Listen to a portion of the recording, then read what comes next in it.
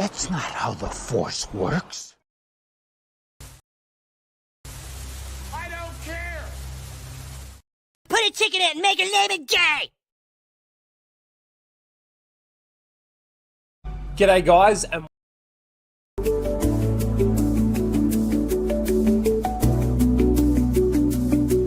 sorry, I fucked the intro.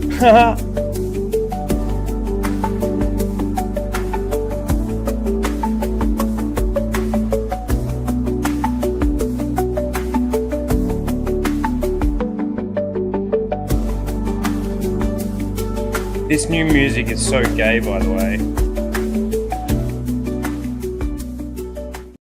G'day guys, and welcome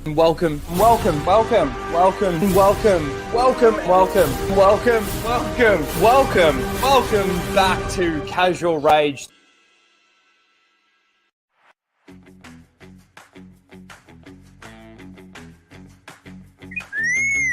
Prepare to start the show, R2. This is where the fun begins.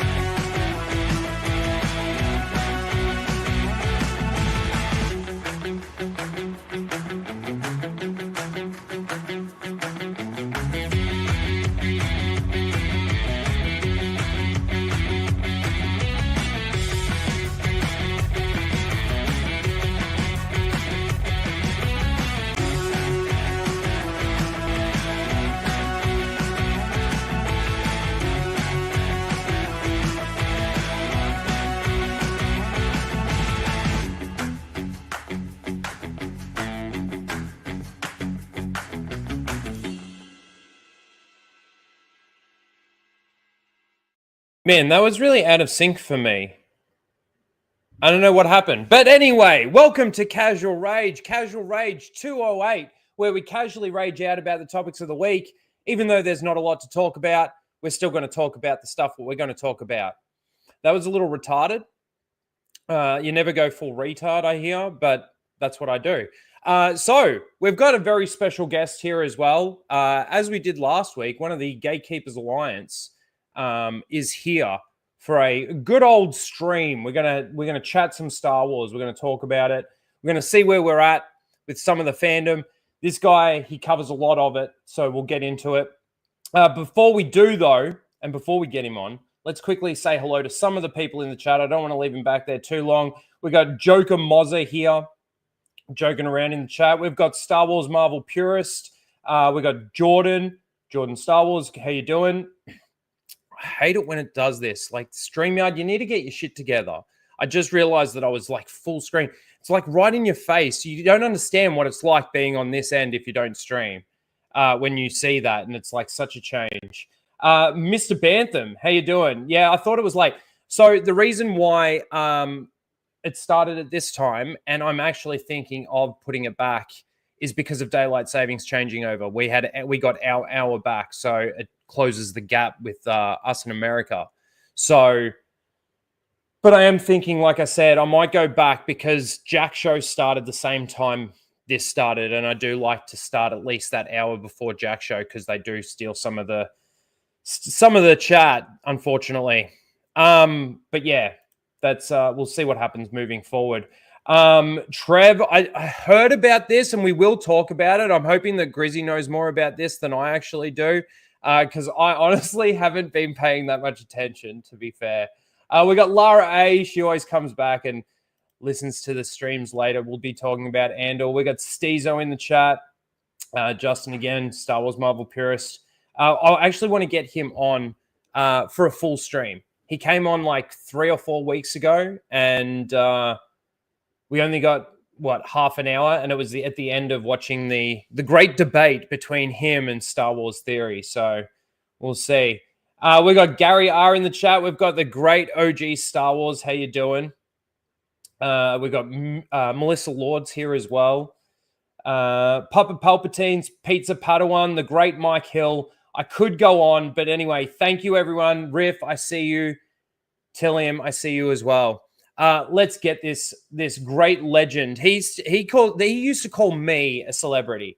This guy has surpassed, I think, everyone and become like celebrity status faster than anyone could. It is the great Grizzy. We're going to give him the intro.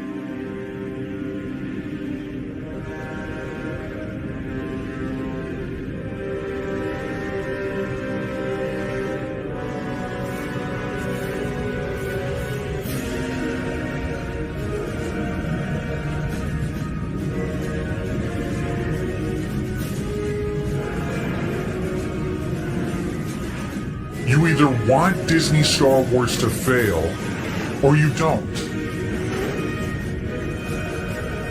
Sometimes people just need some space.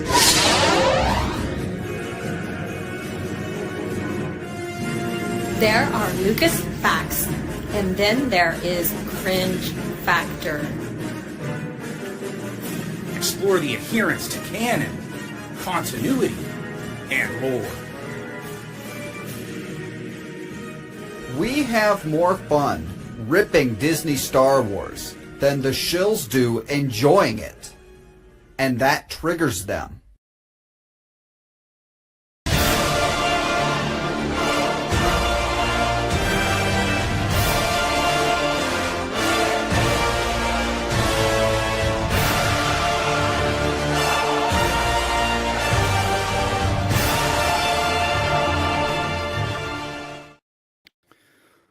Wow, thank you, Rhino. I hope I live up to the hype.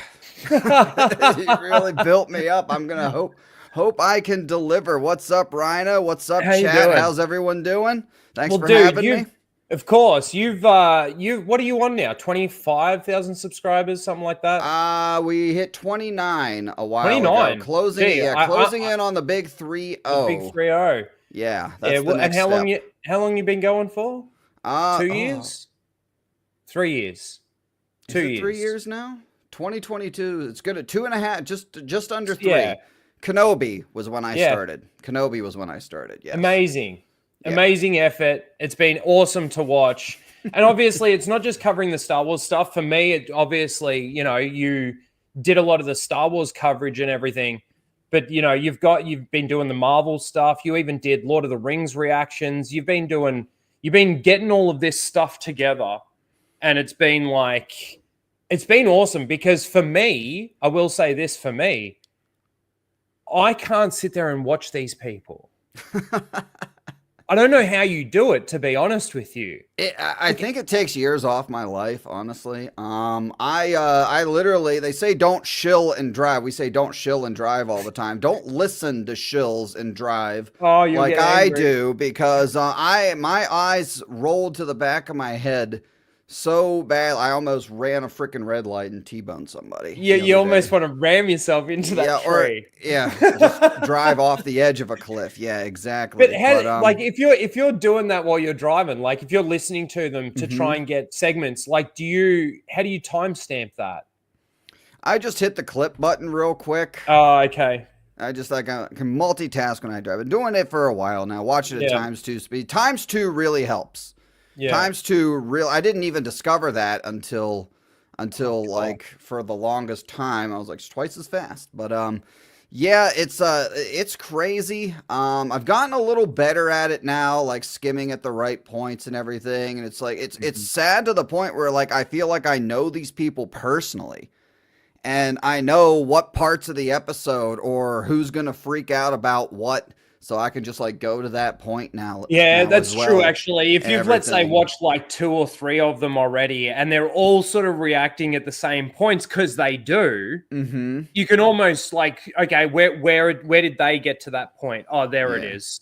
I guess Well, you could do that. There's that, and it's like I know them personally. So, like, if there's somebody who's really into the fucking alphabet people, and then there's like two men holding hands or something, it's like, oh, I know who to go to, who's gonna freaking cream themselves over that and everything. Yeah. So there's that too, just knowing them as individuals. It's so funny though, because it's so true. Yeah, that's good. Let me just hit this really quickly. We've got the great Mr. Grant Gregory. How you doing, dude? For his 30-month member chat, I appreciate that. It's a long time, 30 months. You Greek bugger, dude. Happy birthday, Mozza. I'm going to just add that in there. Stargate stream when? I know. I've been so lazy with the channel, but it's not actually being lazy. It's actually having the time for me. It's just not having the time. What did you do with your camera? I am seeing more of you. That's why I had to fix it. I don't like it. I didn't like it either. Fix that. Shit. I still got like 40 characters left. GFY, roll your dog. What's GFY? Go fuck yourself. Oh, go fuck yourself. Thank you. I think so. I've actually never. That would be right. I assume that's what it is. Thank you, Mr. Grant Gregory. I see you, Soul Assassin. I see all the Gabriel Knight. How you doing, dude? But yeah, I'm going to ask you actually the same question that I asked Melvin when he came on last week. With where we are now, with the fan base and the divisions so much in the fan base, but also to just Star Wars in general, where do you think we are? How do you feel about everything? I think we're winning. I think we're winning. I mean, if you look at the viewership, look at like Skeleton Crew not cracking the top 10 Nielsen ratings at all. They have no faith in Andor cracking the top 10 on the Nielsen ratings as well. That's why they're doing 3 episodes a week, in my opinion, to try and about that too. But yeah, multiply their viewership hours, because Nielsen does it based upon viewership hours, minutes. Not like minutes. They do it on minutes watched. Yeah, minutes or hours. It's the time watched basically. Yep. So we got that, and then counting Andor, the final 3 live action products. Then of course the Acolyte got canceled. And it's like, we're in the best position that we've ever been in terms of Disney Star Wars failing. And it's why that's why I'm going like twice as hard. And that's why it's frustrating to see people who were on our side for the Acolyte, and then they just flip-flop over this little kid show that literally nobody watched, and then they're back on board with Disney Star Wars again. Yeah. It's interesting that you say that, because I kind of feel the same way just in regards to the internet sphere or the YouTube sphere, let's say.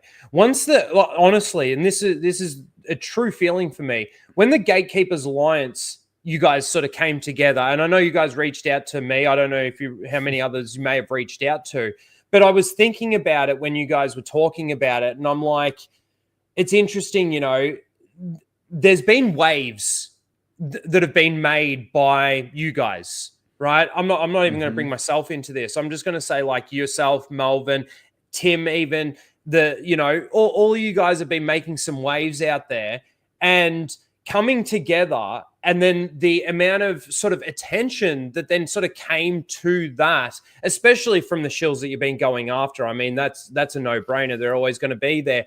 But like, because especially somebody like Star Wars Explained or even Star Wars Theory, for example, some of the bigger, Star Wars YouTube channels out there, they're now starting to pay attention. And it's like, it's almost like from our side, we're like, we're going to laugh at you guys, and we're not even going to really pay attention to what you're really saying about the Disney Star Wars canon and how this fits and why we should be happy about it and all of that crap. We're going to laugh at you now.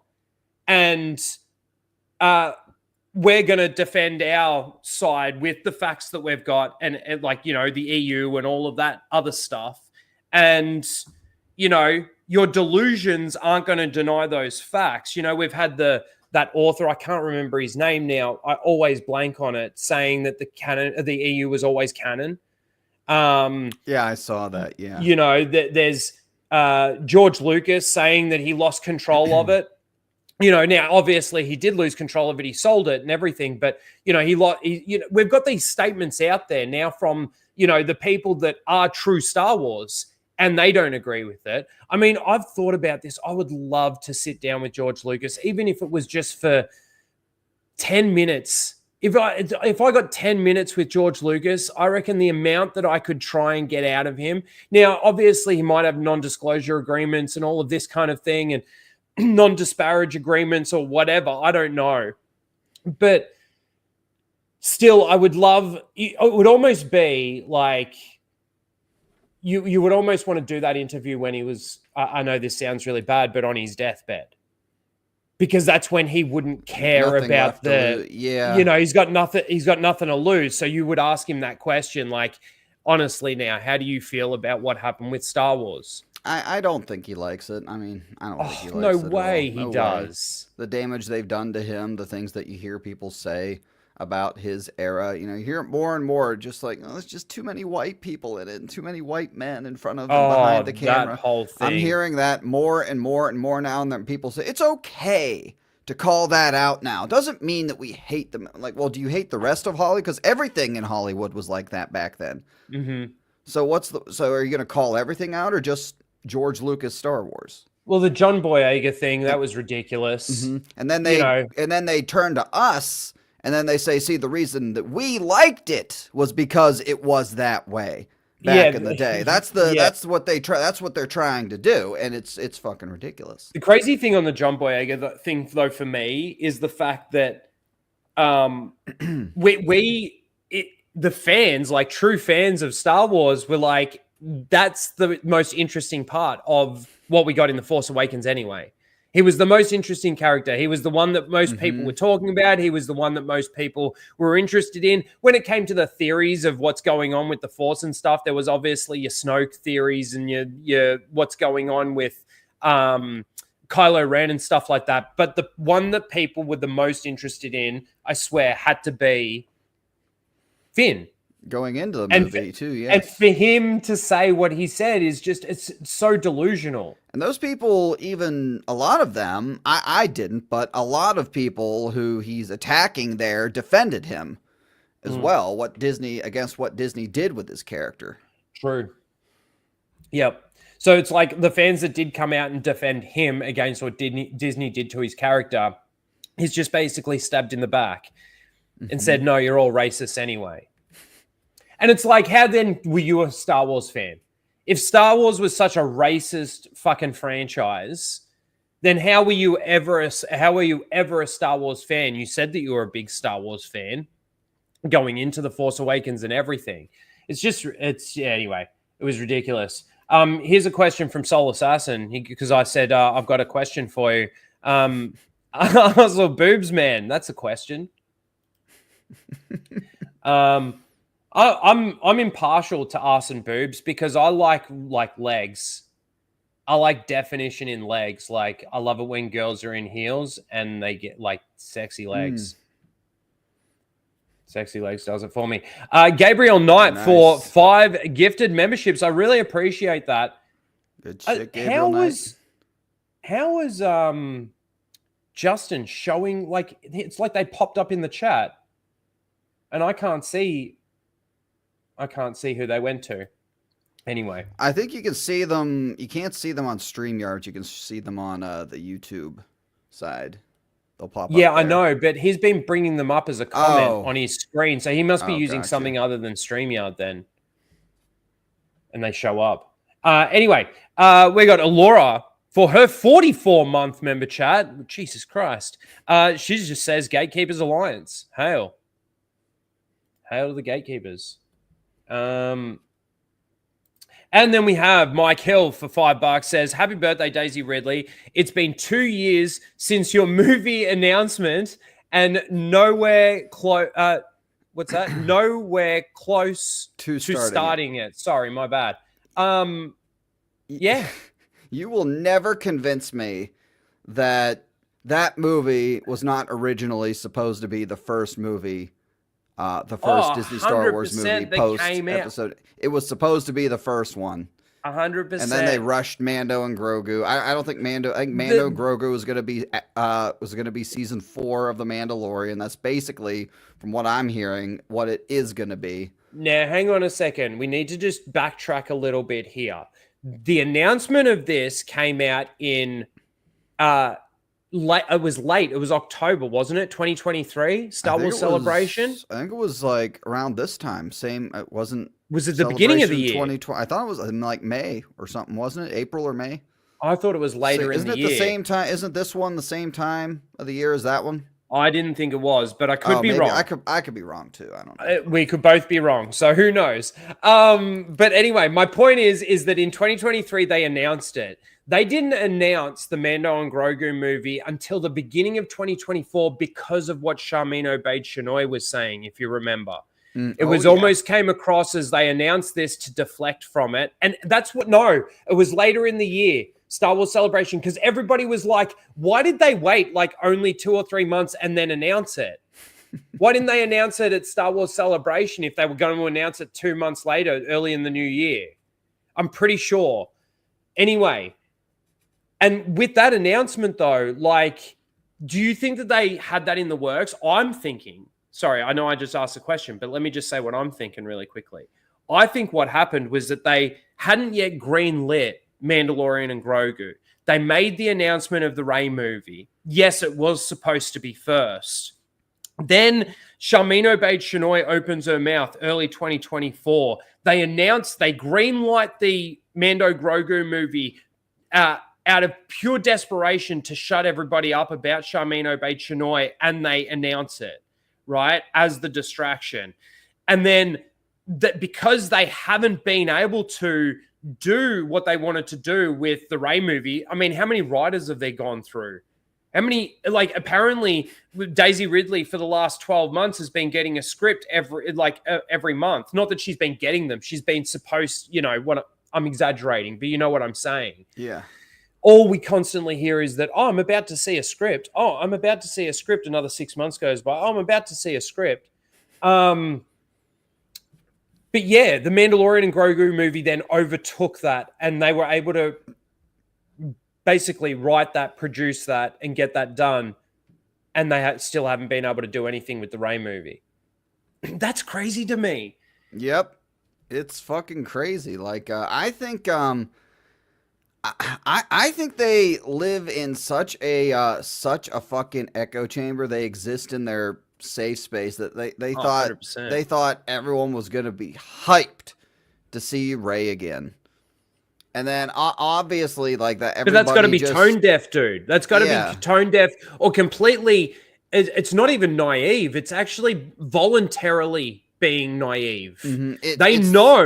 They know how people feel about the character, but they choose to believe it. They want to try and fix her. They want her to be the future. I think now it's Ahsoka, in my opinion. I think they've pivoted from Rey to Ahsoka now. I think it's Bo-Katan as well. I think it's the all-female Star Wars. The Force is female. Yep. Sabine, that's right. 100%. Yeah, I think it's so. Yeah, what you say, Charmin Obaid-Chinoy, like she just dumped gasoline on a fire that was already burning, and then they just eventually realized, like, at a certain point, they realized if we release this movie first, it's going to be the Marvels 2.0. It's going to bomb. It's going to bomb badly, and they can't have their first movie back after the sequel trilogy, Episode 9.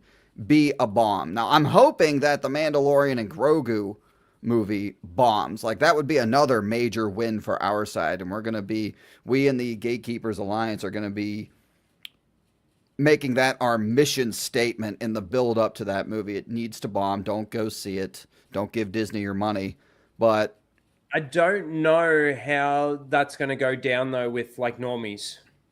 What, the Mandalorian and Grogu? Mm-hmm. No, I mean, in regards to like, yeah, we're saying don't go see it. People that are paying attention and like some of the most full-on Star Wars fans probably ain't going to go and see it, right? Well, but here's the problem, thing, though.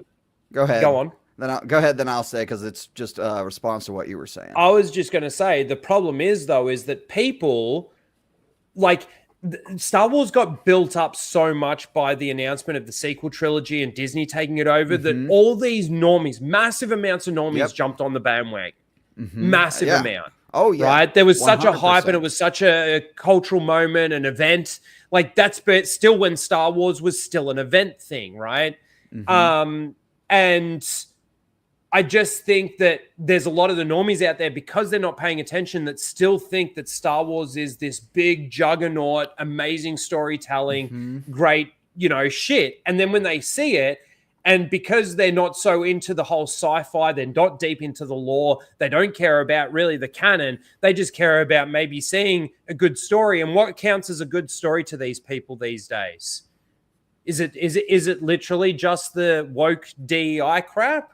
And that's enough for some people? Because I tell you what, if you show that kind of movie here in my city, in my state right now, it's massively applauded still to this day. Really? Oh, yeah. Oh, yeah. I live in one of the wokest cities in all of Australia, if not the wokest city in Australia. Nice. It's painful. Painful. But anyway, here's what I think it has a chance. You said like the normies, who I just don't think it's going to bomb quite as much as people like even myself. I don't think at the end of the day it's going to bomb. I don't think it'll make $1 billion. I think it'll probably just about break even, maybe slightly do better. But I'm hoping that it bombs. But the only thing I will say with regards to the normies is that, are they going to go back and watch 3 episodes or 3 seasons of The Mandalorian? No, that's where it's not going to make. That's where it's not going to make sense to them. No, I agree with you on that. Are they going to do that? Some will still go anyway and have no idea what the story is. But like, there's going to be some people who just aren't going to want to do the homework. You could watch the George Lucas 6 Star Wars movies. I'm sure most of them have already seen them. Most of the normies that went to see the sequel trilogy had already seen them when they were kids at some point in their lives. But you could do that. That's watchable. Are you going to watch, how many hours is those 3 seasons? Like 20, 30 hours? Yeah. Of key I jingling just think that content? they've done that now with Marvel. And it obviously hasn't worked. Like, what I mean by that is they've released movies that are very heavily based on a lot of the shows, and the normies that have gone to see it hasn't made sense to them. So that's where they're now starting to lose some of that audience. But because Star Wars has not been in theaters for 5 years now, is it 5 years? It is 5 years. Because we got Rise of Skywalker end of 2019. Years. It's been nearly 5 years. It feels longer to me. I don't know why. It does kind of feel longer, doesn't it? Well, think about it's been basically 10 years since real Star Wars. What? Since The Force Awakens, I was going to say. Oh yeah. So that might be why it feels longer.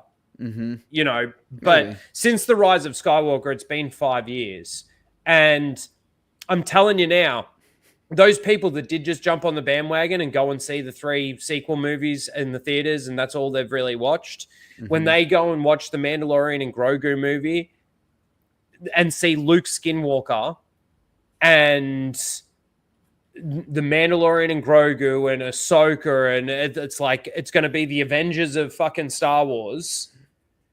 Because that's the only thing that they've got going for them. It seems to be the only thing that they've got going for them in the shows are those moments where the seals clap. You document this stuff. That's all Star Wars has become. Yeah, that's what it's going to. I did hear somewhere that he's not in this. Luke? Luke is not in this, and it's like basically it's just the Mandalorian and Grogu. I think if that's the case, then that could hurt it. But yeah, you're right. If they do jingle and if he's there, they're gonna spoil it in the trailer. They're gonna put it in the trailer because it's the only way they can get people to show up. But again, at the end of the day, I do an isolated Mando and Grogu story without having cameos. Sorry, go on. At the end of the day, what? At the end of the day, it's probably for that reason. It's still. I think if 100%, if they did Rey first, I don't think anyone. I think that movie would have bombed, and I think they knew that, and that's why they switched. But like this one, it's a very safe decision. People like the stupid little puppet. Mando himself isn't one of the most hated Disney Star Wars characters. It's a very safe. It's a formulaic. It's just a safe decision on their part. But we're gonna. Do we know when this?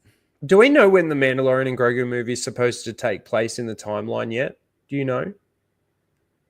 With regards because to the reason sequels?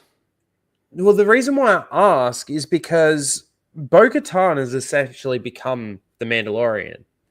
The end of season 3. Yeah. So if we're post that, you got to remember they did the whole yibbity yibbita. That's all, folks. At the very end of Mando season 3, Mando's sitting on the porch, and then Grogu gave her the Darksaber. Yeah, he gave her the Darksaber. Retconning what they said in season 2. With Grogu, that's right. Grogu's sitting on a rock, hovering a frog, because that's what Luke taught him was the Force, is hovering animals that don't want to be hovered. Yep. Yeah, it did the whole yibbity yibbita. That's all, folks. Filoni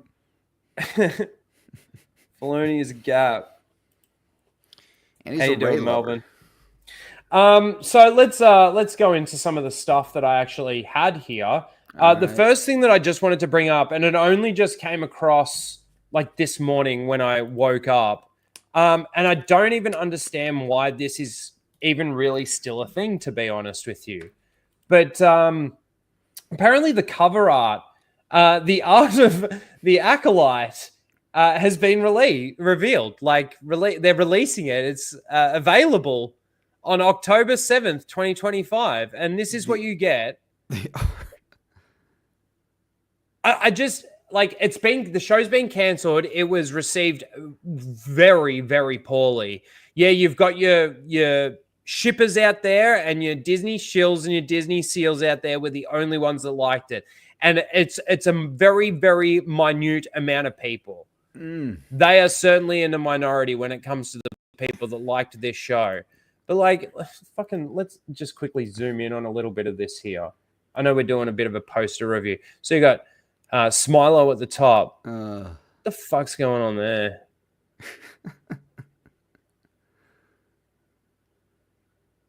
I can't even irritate that face. I don't know. Is that? And then it's not even very good. None of the other characters that people liked either. You got none of the Yord Horde on there. This is their official poster. Mm-hmm. Anyway, I just thought, no white people on the poster. That's on purpose for sure. Well, there's no white people really in the show. If they did this for China, I reckon they'd shrink both of these. It would just be Smilo Ren and the Moon. And no, he'd be blown up. These two, because he's Asian, right? Yeah, right. So these two would be here and here, and then these two would be down here, real small. It'd be like a dick and two balls. There you go. Yeah. Yeah. Oh, these Acolyte fans. Did you see last night on Meister we covered fake Padme, and I don't know if you caught this part of it. I'm sure it would have sent you into a rage, but they were trying to use the Darth Plagueis novel to justify the Acolyte getting a season 2. Did they elaborate on how? Well, no, I don't think they read it. I clearly did not read it. Oh, so what they're trying to do is they're trying to tell there's a story. There's a story to be told. There's a story that needs to be told. You introduced Plagueis, and it was and they said that what did they say? They said even the biggest Acolyte haters bent the knee when Plagueis showed up. No, the fuck we didn't. We didn't. We laughed our asses off. Asses off. This is the problem. If that unknown planet is Beldemnik, then you can't then do the Plagueis novel anymore. You've already screwed it up. So, but according to them, so the only justification, they said that after the Acolyte finale, sales for the Plagueis novel went up or something. Where did you get that from? They never show any evidence of things. They just say shit. So it's probably not even true, but it's just like, God. it's just, they're just like, oh, like the story needs to be told. And then they're going on Revan and how we need a Revan or a Sith series and everything. Like, Disney Revan, Disney Plagueis. Well, that's the problem now. That's the entire issue, is it's the continuity of the canon doesn't add up now. So you're 100% right. They can't do that. And I don't know how. This is the problem with these people, is that they do the biggest amounts of mental gymnastics to justify these things. They even go so far to say that the original trilogy was goofy and shit, and so it's okay for this to be goofy and shit. You know, that's the extent of mental gymnastics that these people go to. So, you know, it doesn't surprise me really in the slightest. I saw the tweet from J.I. Acolyte when he was talking. Did you see the one where he was talking about the Force Unleashed DLC? Did you see that one? No. It was when the what if when Starkiller fights Luke on Hoth and turns Luke to the dark side. And he's just like, the Phantom Menace, yeah, they have a problem with what Disney did with Luke Skywalker, but they don't have a problem with this video game. It's like, it's DLC, it's not canon, you fucking tard. Oh, that was I got a kick out of that. That was pretty funny. These people, I tell you what. That's what they do. J.I. Acolyte, though, for me, is now so irrelevant. Like, he's fun to pick on now. He's just become that person, but like has not uploaded a video in 4 months. I was going to say, I swear I broke her. Oh, I think you did. I broke her.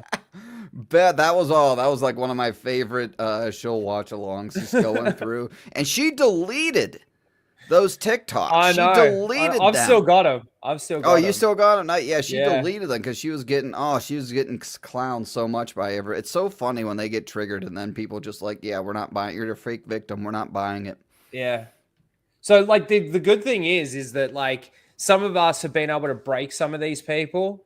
Oh, yes. And like Darth Melvin recently has. Oh, 100%. This is the thing. In breaking them isn't a bad thing, I don't think. Breaking them, to me, shows that they don't really care about Star Wars. They don't really care about the franchise. They don't really care about the universe. Like, this is how, this is how we win. We win by, let's see, like, like Darth Melvin and I, we focus on the shills, and like my way is like how we win is, yes, there's people already out there trashing Disney Star Wars. There's the EU experts like you and Star Wars Marvel purist.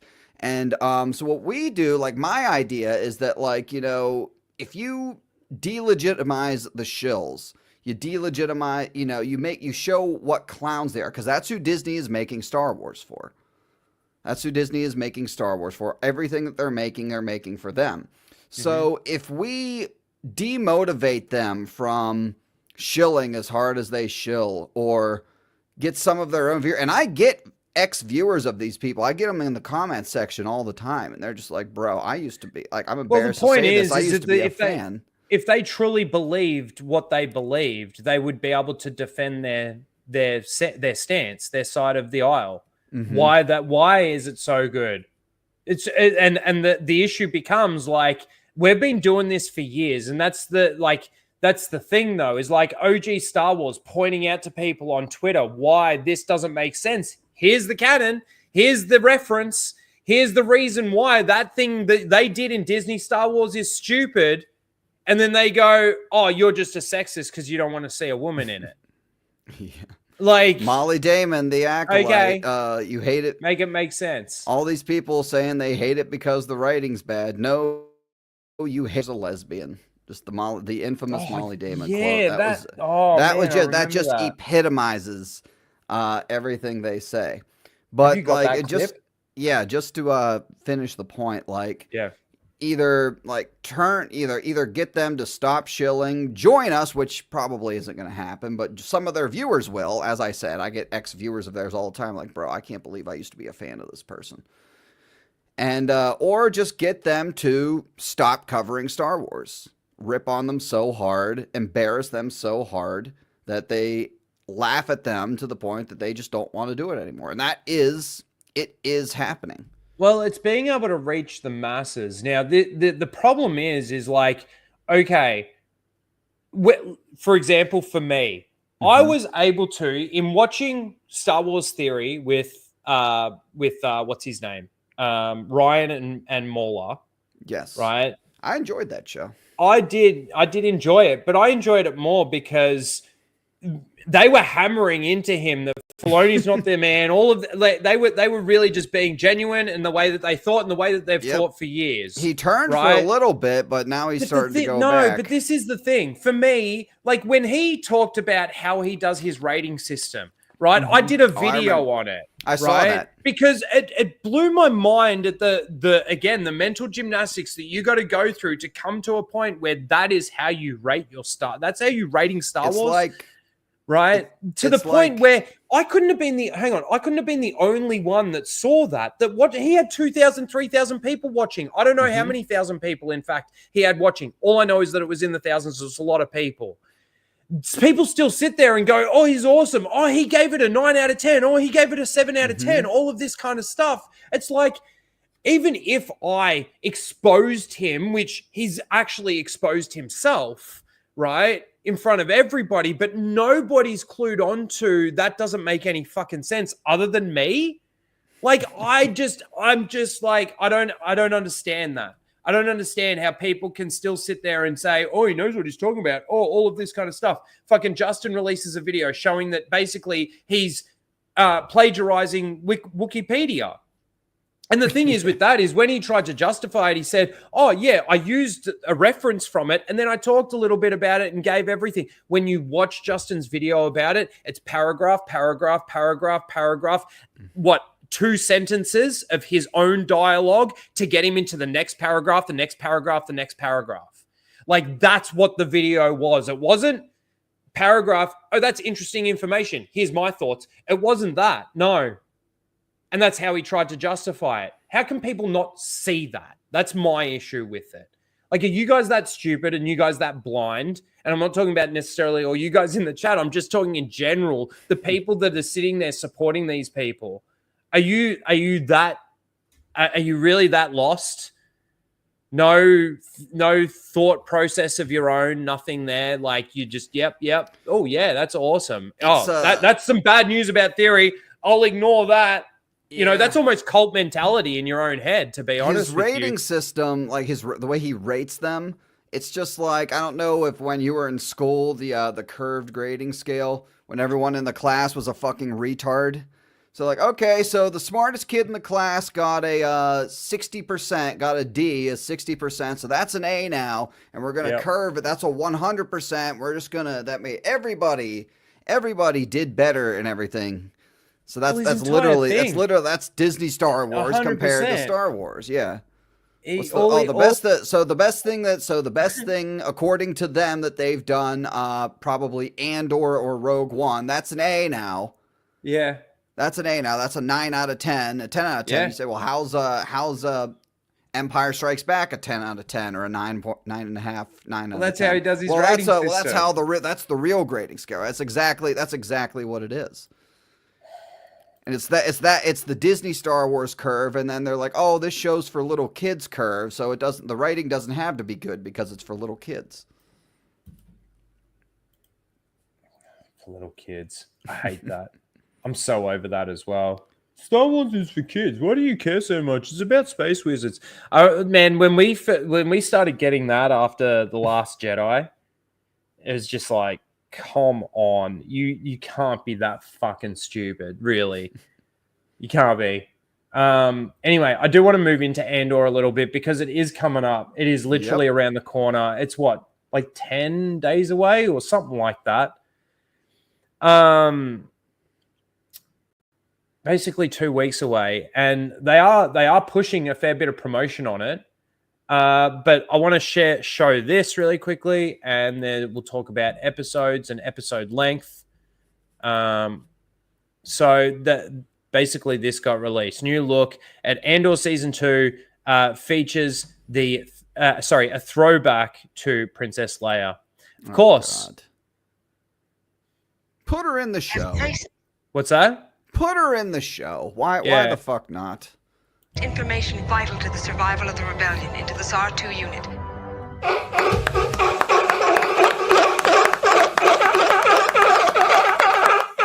Isn't that the right moment to do that? I think so. The rebellion into the SAR-2 unit. Rebellions are built on hope. You want to fight? Or You want to fight? That's my t-shirt. Oh, I don't have it here. want to win? We have to beat them. I believe you have purpose in making that happen. All right, we're keeping an eye out for aliens. We will be crushed. The Empire cannot win. Andor, the final season, streaming April 22nd. Only The final season. The final season, yeah, April 22nd. God. So it's for me. Oh no, because it'll be the 22nd for you guys in America. So it's what, 13 days 11 away? days. 12 Yeah, 11 days. 12 for days. us. Yeah. So that's 11 Tuesday, days. Yep.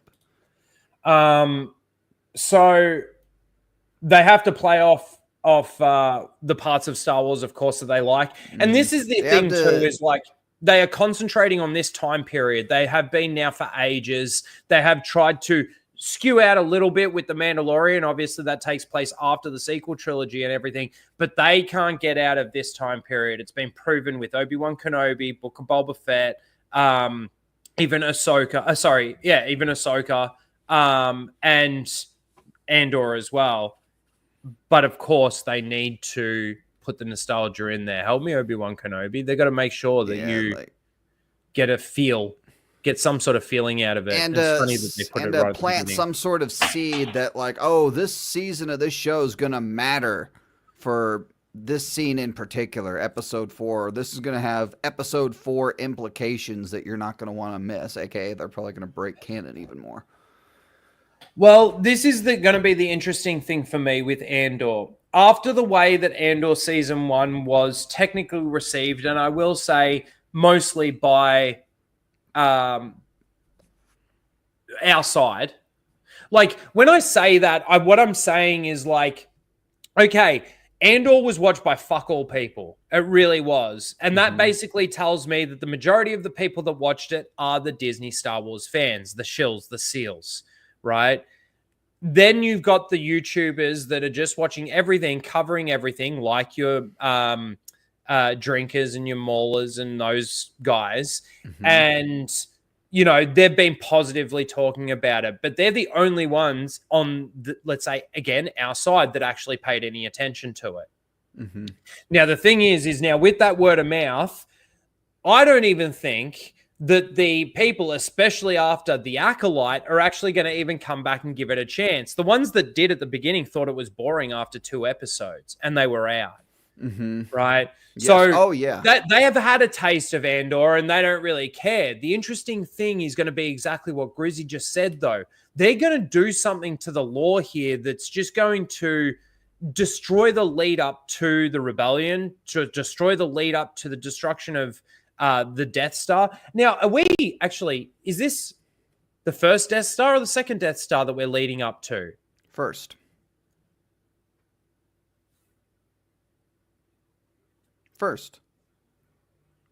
So Rogue One, because Tarkin was in Rogue One. Yes. Rogue One is correct because that then leads on to the beginning of Star Wars. Yeah. Yeah. Okay. Vader and Leia at the end. Yeah. Oh man. Rogue One is very forgettable. I don't. All I keep thinking about is Bail Organa. Like, I can't get it out of my head. Oh yeah, he was in that show, wasn't he? No, he was in Kenobi. He was in Kenobi. That's right. Yeah, and they made him so dumb in Kenobi. But he was in. Oh wait, no, he was in Rogue One. Rogue One. He wasn't. I was thinking Andor. He was in Rogue One, but he wasn't in Andor. No, he was. But no, what I'm talking about though is his importance in creating the rebellion and how the rebellion was actually formed and everything. And he hasn't been seen in all of Andor season 1. And I haven't seen him in anything to do with Andor season 2, like anything. And if he doesn't show up within 5 years of the Death Star being blown up, like as a part of this plan, as a part of this rebellious act against the Empire, if he doesn't show up, this is kind of like the whole thing with Theory, like, you know, with the Rise of Skywalker. Oh, if Anakin's not the chosen one, if he doesn't show up in this movie, it's going to be shit. And then it comes out and he's like, it's awesome, thumbs up. I'm not going to be like that. If Bale doesn't appear and he's not important and very important to this story, it's hard to say for me that I'll be out because I'm already fucking out. Like, it's just horrible. I don't think it is. They want Mon Mothma. She's gonna get they're gonna give all of his shit to her. They're a strong female character. They are destroying her so badly in this too. Can I ask you, how much of have you read much of the EU? Like, because obviously with your channel and everything, you're covering. I am been getting into it. I'm on chapter 5 of the third Bane novel as of right now. Okay, very cool. I read the first, or I got through the first 2 the past like 6 weeks or so. Yeah, nice. So getting into it. Not a whole lot of like the I haven't done like Thrawn or anything like that. Yeah, okay. No, nothing in this timeline. Okay. You should do Thrawn. I just reread Thrawn recently, the Thrawn trilogy, and man, I'm still getting shit out of it. But for me, getting shit out of it's not hard if I've listened to it over and over again, because I do listen to them before I go to bed. And then, like, I might fall asleep. And then, like, I do try and backtrack and try and remember where the last time I was. But I swear there's some stuff when you're, starting to tune out and go to sleep. Yep, exactly. There's stuff that you're missing and not really paying attention to. I do that, too, sometimes. Yeah. I usually don't miss much. But this show, and I don't think they have high hopes for it. Again, the three episodes a night release. Like, if they were confident in this show, they would release it. They would be releasing 1 episode every night. It's like they're trying to, like, this is the only Star Wars live action we're getting this year, and they're just like, oh, let's get dumping it out there. It's 4 weeks. Let's get this over with in 4 weeks. Yep, let's it's literally get this over 4 with in weeks. 4 weeks. Like, why not let it breathe? Why not let it? And I think it's going to be more. It's more slow burn shit. I think it's just going to be more slow burn, more boring, and everything. And that's why they got to like put it into like three episode increments. And I guess those increments are all like. Is that what takes place over the course of like 2 or 3 years or something? Well, no, it's a year. Each 3 episodes is a year, because we're 4 after Andor season 1. We're 4 years. Yeah, that's right. Season 1, but it was the planet that he was on, like recruiting Andor. Then it was the heist. Then it was the prison. Then it was I don't even remember what. It's funny that everybody forgets that the entire premise of how it started was him chasing his sister, and by the end of it, everybody that's watching forgets that, like, because his seems to have forgotten it. The thing for me is, like, look at these episodes, right? Mm-hmm. So episode 1, 2, and 3, that's 2.5 hours in one night. That's more. Look at that. 54 minutes. Sorry, 54 minutes, 54 minutes, 54 minutes. Then it's basically 2.5 hours a week. So yeah, it's funny, like, why not just do it once a week? I mean, that's a lot of fucking watching. Well, this is why I was asking you before we went live. I was saying to Grizzy before we went live, guys, that I don't know how I'm going to be able to do this in regards to my reviews. Oh yeah, I'm not doing. Dude, you think I'm going to watch 3 episodes of fucking Shills? No fucking way. And this is the thing, you'd probably be rolling your eyes in the very first 10 minutes of the first episode, and by the time you get to the last 10 minutes of the 3rd episode, you're like, fuck, like my brain has rotted to the point where this is like ridiculous. Like, and this is the other thing too, in how they're going to do it. Is episode 1, let's say, the beginning of that year, and then episode 2 is the middle of that year sort of thing, and then the last episode is the end of that year? Or is it an isolated little story that takes place within that year like all 3 episodes. Like it's going to be interesting to see how they actually play this out. And whichever way they choose in doing that, they need to make sure that all 3 episodes every week is like that, so that the audience doesn't get confused by what they're actually seeing. You know, imagine if the first 3 weeks it's an isolated little story within that year, within that 4th year out from Rogue One. And then the next week they do it where it's like a split up story. Like you get an episode here in the year, episode here in the year, and an episode here in the year. And then well, how does the audience perceive that? I think it's horrible. The way that they've done this and everything is absolutely horrible. Yeah, I think they don't have much confidence in it. They're just trying to get it out the door, get it done and over with, move on. And it's going to be so interesting to see people's reactions to it, because I really feel like, you know, even with Mando season 1, Mando season 2 and stuff like that, I was saying it from the word go, this feels like The Force Awakens, because everybody was cheering for it. Mm-hmm.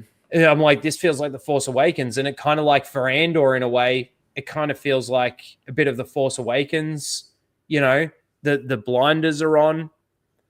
And once they get a bit more of the story, it's like, oh shit, it all fell apart.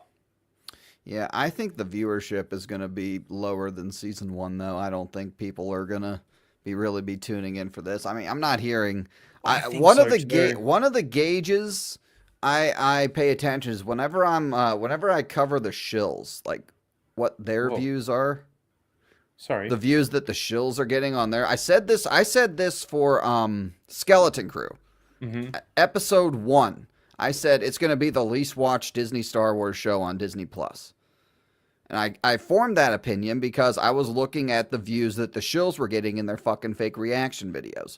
Nobody was... Channels with over 1 million subscribers aren't even cracking 10,000 views on their little fake reaction videos. I'm just like, nobody gives a fuck. I'm like, that's going to translate. That's because nobody's watching them, because nobody's watching this show. Nobody gives a shit about this show. And I turned out to be right on that. 100%. That's why I didn't give a fuck. Same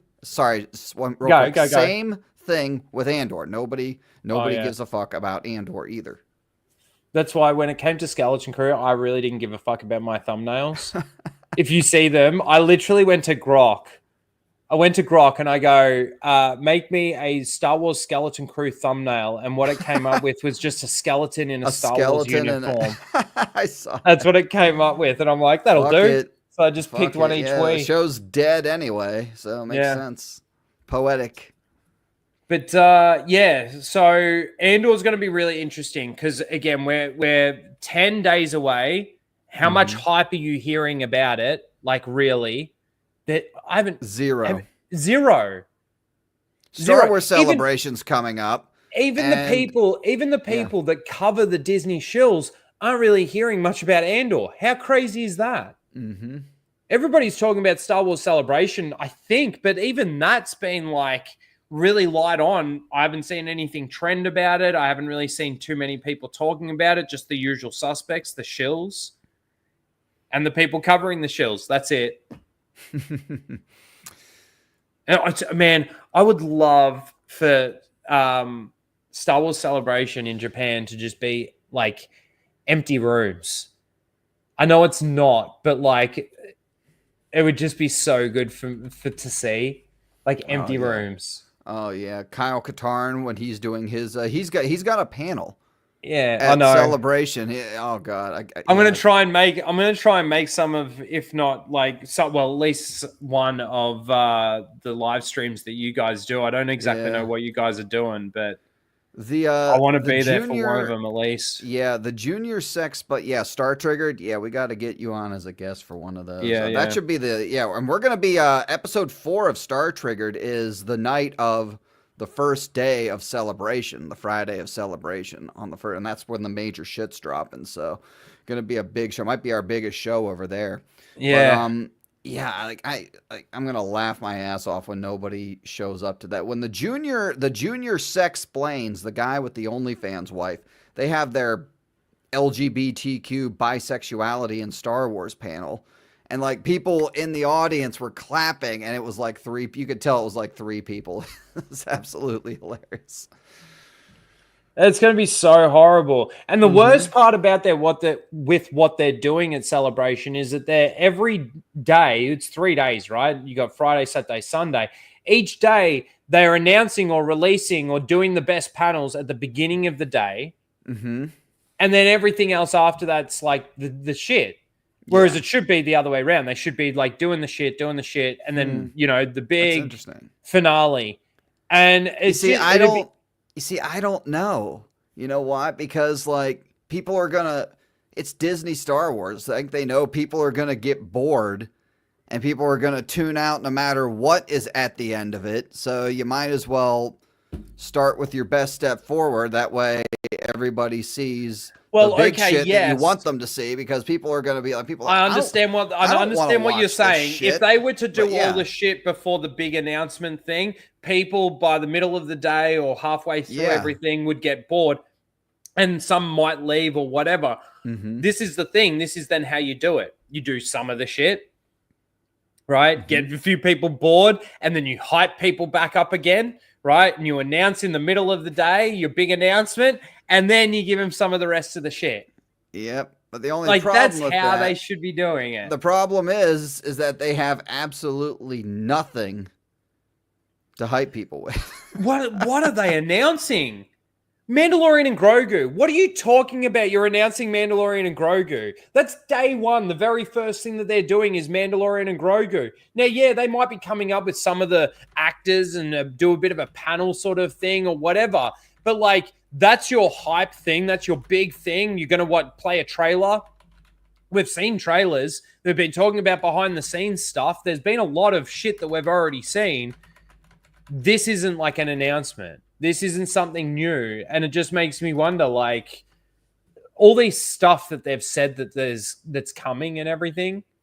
Like, is it really coming?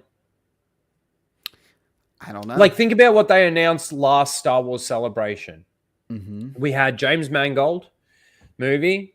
We had Dave Filoni movie. We've got Sharmino Obaid-Chinoy's Rey movie and Prancing Rey out. Now, this was 2 years ago. Star Wars Celebration this year, are they mentioning any of those three projects? I think Filoni probably. I think that. Well, maybe, but there's nothing to state that there's a panel about it or anything like that. So they might touch on it. Yeah, Dave Filoni's movie's coming, but we're getting the Mandalorian and Grogu. Panel. We're getting Andor season 2, which we always knew that we were going to get. But Mandalorian and Grogu, which wasn't even a thing at Star Wars Celebration 2 years ago, because again, we hadn't even announced it. They announced it to do the cover up.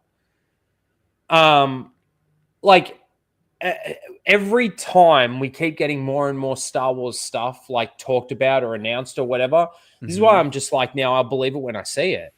I think a lot of it is like throwing shit at the wall. I think they leak shit on purpose. We get these leaks and everything, right, that you're seeing a lot. I think they do it on purpose to see how the fandom reacts to it.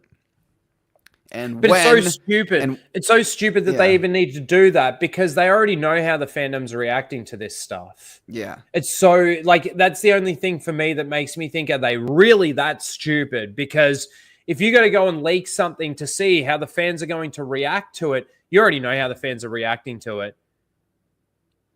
You know, in the back of your mind, the fact that you're even thinking of doing a leak thing like that to get a fan reaction is like, you already know your answer to what you're asking. Like, it just doesn't make any fucking sense to me. Yeah, but again, these people have no clue what the fuck they're doing. Look at the sequel trilogy.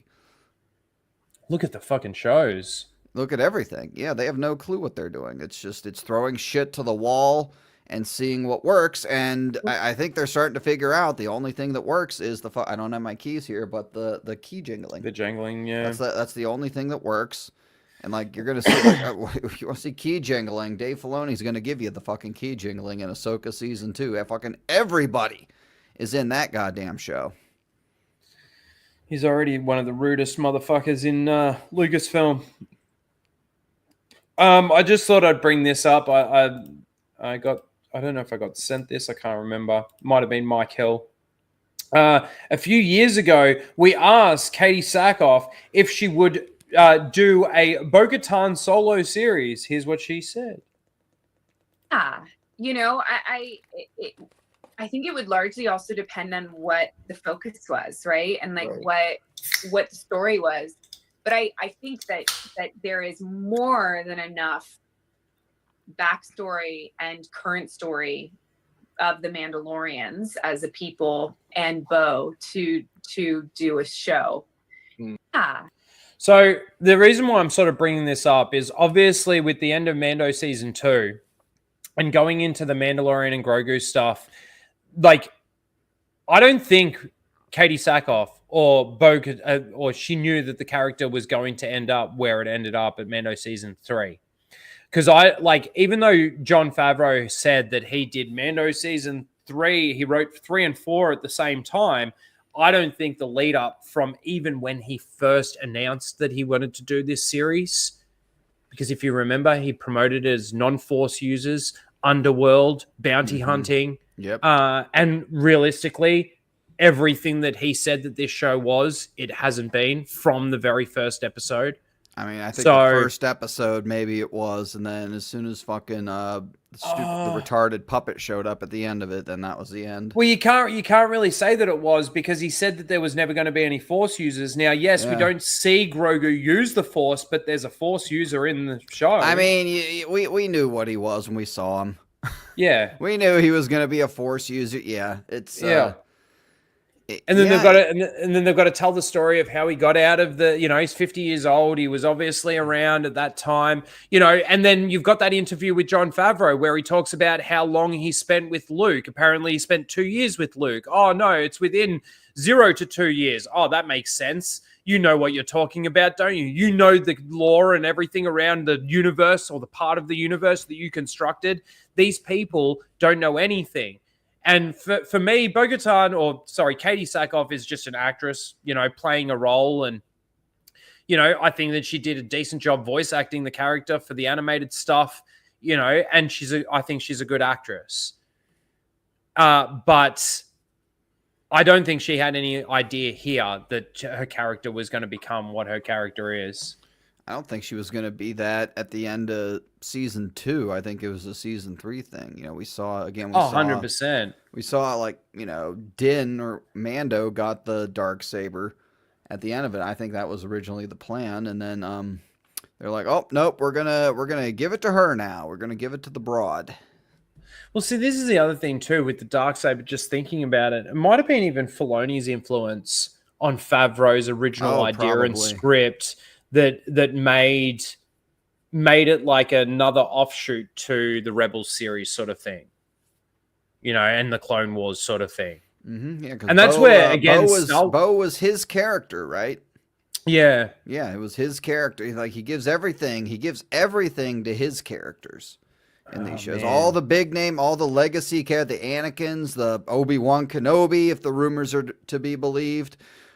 All those big characters, Luke was in Boba Fett and Mando too, but moving forward, all those characters are showing up in Filoni's shit. Isn't it sad? I was mentioning earlier how Star Wars used to be like a very event kind of thing. It gets built up and everybody's going to the theaters and it's this massive event. Yeah, I was there kind of shit. And what it is now is just look at this celebration. I mean, imagine if George Lucas, when he had Star Wars, introduced Darth Plagueis live action in something. And then Disney does it and the show gets canceled a month later. I mean, that speaks volumes. Actually, that just reminded me. If you're not subscribed to, what's his name, Everest Productions, I went on Justin, Star Wars Marvel Purist's recommendation. I went and watched Plagueis Episode 1, and he's done Plagueis Episode 2, and apparently the animation and everything has gotten a lot better. And he's doing a good job. There's a lot in there. This is the problem with the Plagueis book, is that it's so dense and there's so much in it that him doing the animation, I mean, he did Like the first episode's 2 hours long. Wow. And, you know, it takes you through the first, let's say, the first third of the Plagueis book. And there's stuff in what he's put on screen that is missing from the book. But it's like, man, if you put everything in there, it's going to be 4 or 5 hours and 4 or 5 hours of animating that. It's understandable. I mean, you know, you 100%. adapt something into a show. You can't there's so much more in the book. You can't literally 100%. do everything. But the good thing is that the stuff that he showed is the most important stuff to make sure that the person knows, which is important, you know. So yeah, if you're not subscribed to Everest Productions, go and give him a sub. Go and watch it. It's really good. If you don't have necessarily time to listen to the audiobook or even read the book, now it's, you know, when I say it's animated, when the characters are talking, he hasn't been able to get their mouths moving. Maybe in episode 2, like I said, apparently it's gotten much better in episode 2. So maybe it's done that, but you can still get a great feel and idea. And I must admit, like, it actually felt more like Star Wars than some of the live action Disney Plus crap, even without the mouths of the characters even moving. So that's tells you something. Quite incredible. SWA for $5 says, somehow Mother Plagueis, the power of many queer will return. What up, Grizzy? Keep up the great work, Rhino. Thank you. Good shit. Yeah. The power of many. Mother Plagueis. There's actually, in the scene where they're doing the power of 1, the power of 2, the power of many, I brought this up on one of my coverage streams. There's a character like hooded and cloaked standing right sort of next to them while they're doing this chant thing. And it's never revealed or anything who that person is. And I have a feeling that they, you know, in season 2, we're going to reveal that it was Plagueis all along. And he was messing around with the Metachlorians, and he was the one that actually created Osha and May. Yeah, it was the trial Anakin. He force fucked some witches. There you go. To create life. Wasn't one of them trans? One of the actual actors, yes, was trans. Okay, not in the show. Okay, no, but they put a biological male in that was identified as a female in a covenant of witches, and you can pick out who it is because it's the tallest one. You can pick out who it is because it looks like a bloke, trying to dress up as a woman. Thank you, SWA. I appreciate that. And of course, SWA again comes through with 5 gifted memberships. I appreciate that. We changed the names. You've got the Rhinos Rebels. You can become a Rhino Rebel just by becoming that first tier. And then you've got the Rhinos Knights. And then you've got the Law Masters. Yeah. All right. Awesome. I saw this and I thought it was funny. So we'll just give it a watch because it's... Oh, God. Okay. I don't know if you've seen this before. I think I'd seen it a while ago, but it's just said, okay, who did this? It's a deleted scene from The Rise of Skywalker. I am all the Sith. And I... Before we get there, I gotta say, like this, watching this again and again, like however many times I've seen this scene, it's such a ripoff of the I am inevitable, I am Iron Man scene. Yep. Oh, yeah. It's such a ripoff of that. And it's so obvious. They really do rip off Marvel a lot, actually. Oh, if you think about it. If you think about it. Especially in The Rise of Palpatine. Especially this movie. It was a copy and paste of so many things. You know, we're getting the Filoni Avengers team up, the Han, Luke, Mando, Boba Fett, Ahsoka, Sabine team up movie Dave Filoni's working on. I think that's what they're trying to, you know, Thrawn is pretty much Thrawn is like big discount Thanos. There was also that, you got to remember, there was also that artwork that was released apparently of the Mandalorian and Grogu that had the Millennium Falcon in it. Oh, God. There's going to be cameo I could just- galore. There's So going to. I'm just- See, I this can is why I s- don't believe. This is why I don't believe Jon Favreau in regards to what you said before. In regards to the fact that he's not going to do all these cameos and everything. It could be bullshit. Yeah, it could be bullshit. I'm Because just all waiting you've for the. got- I the can see only it thing- now. The only place that your word of mouth is going to come from is your cameos. That's it. Yep. Go on. I can see the trailer now. The final shot is just the Millennium Falcon doing a flyby, and just Dude, explosions in desperate. pants. They are that desperate that I could see the final shot of the trailer being Han, Luke, and Leia in the cockpit of the Millennium Falcon. Oh yeah. See, this is what you guys wanted, right? Oh, that was just the Mandalorian season 2, when like Luke was slicing and dicing the droids. It literally felt like Disney was just saying to me, like right through the TV, just saying to me, like, see, this is what you wanted, right? You happy now? This is what you wanted. Yeah, Luke Skywalker, not even Luke This is the Skywalker, a crazy computer-generated image that looks like a video game character. This is the crazy thing about The Force Awakens. Sorry, no, not The Force Awakens. The Rise of Palpatine is the entire movie feels like it's breaking the fourth wall and talking to you directly as an audience member. That's what it feels like. It doesn't feel like its own universe. It doesn't feel like its own little world. It feels like they're actually going through the fourth wall and saying, sorry, but this is now the best that we can do. And this is what we're going to give you. And this is where the story's going to go moving forward. How many times have you seen this movie?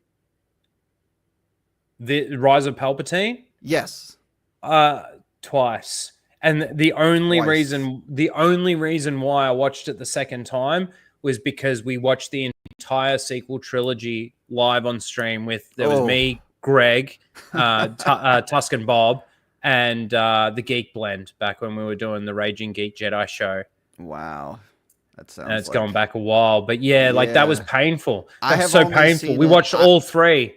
I have only seen it once. I'm happy to say I've only seen it once, and it's crazy. I've seen all of the George Lucas movies. I've probably seen close to 100 times, maybe like 50 times. Like I can't even count. I saw Rise of Skywalker once. I saw The Last Jedi twice. That was when I still thought maybe it was me, not the movie. Yeah. Like I was like, is it just me? And then the second time I was like, no, it is not. And then I think as Force Awakens, I saw maybe 3 or 4 times. Oh, I'm so sorry for you. Feel sorry for you, Scran. Like, even seeing it one more time than me, that's like, no. So it's like, yeah, you say like it feels like it's talking to. I'm trying to think of some of the scenes of the movie, but I can't for the life of me really remember all that much. I mean, I've seen people break it down. I've seen the meme clips over and over again. So it's like I could tell the story of the movie from beginning to end, but like it's just like I've never sat down and actually watched it again. Yeah, never it's will. Funny that you say that you've watched like like the original trilogy and stuff like 50 to 100 times or something like that. I could probably like tell you, I've watched. I've probably watched like the original trilogy. And I've watched other movies more than others. And I've watched other scenes in other movies way more than, like, I've seen the movie. Mm-hmm. But, like, I've literally turned on The Return of the Jedi to just watch the final throne room scene. Like, just to watch just that. The conversation with Vader on the thing before he takes him to Palpatine. Yeah. Mm-hmm. All of that. Like, I love that shit. But like, man, I reckon I'd be getting close to like, I don't want to over exaggerate and I don't want to underdo it. I reckon I'd be 300-400 times. Damn. In my life. I mean, I think I've still got a few years on you. So maybe that might be where it comes in. But I haven't even watched those in years, to be honest with you. But I could still recite them. Like the thing is for me is I thought like after the sequel trilogy and everything, like looking back on it, it really did put a damper on it. Like I don't think I watched any Star Wars, like any original Star Wars stuff for over a year, and that's unusual for me, right? because I didn't want there to be that connection between them. You know, I didn't want to have all the sequel stuff fresh in my mind, and then go and watch the originals and be like, see, that's why that doesn't make sense or anything like that, and start getting angry about it. But then after a little while, I went back and I watched the OT again, and I watched the prequels again, and I was like, I can separate it. I can. And I think enough time went by that I was actually able to separate the two. But yeah, let's see what this deleted scene is. Am I a man? I'm all the Jedi. No, you're absolutely not. On screen, waste of pixels. You are. You were the chosen one. You were supposed to be well written, not suck. Jar Jar fucking Binks had better character development than you. Yes. Dude, you stole my screen time, sucker. Shut up, Mark leads Hamill. to anger. Anger leads to hate. Watching you leads to suffering. Oh shit. What about the droid attack on the Wookiees? You carry a lightsaber, but we do not grant you the rank of Jedi. What? This is outrageous. It's unfair. Take a seat, young wannabe Skywalker. I didn't watch that whole thing through. Better as was, as I thought better it was than gonna be, but better it's than what we still- got in the movie. Oh yeah. That's really all the Star Wars stuff. Is there anything that you? Oh, there was the thing that somebody mentioned in the comments before about the possible rape scene or something in Andor. Have you heard anything about this? I don't. I heard. I saw. I'll say faggot. Like I don't give a shit.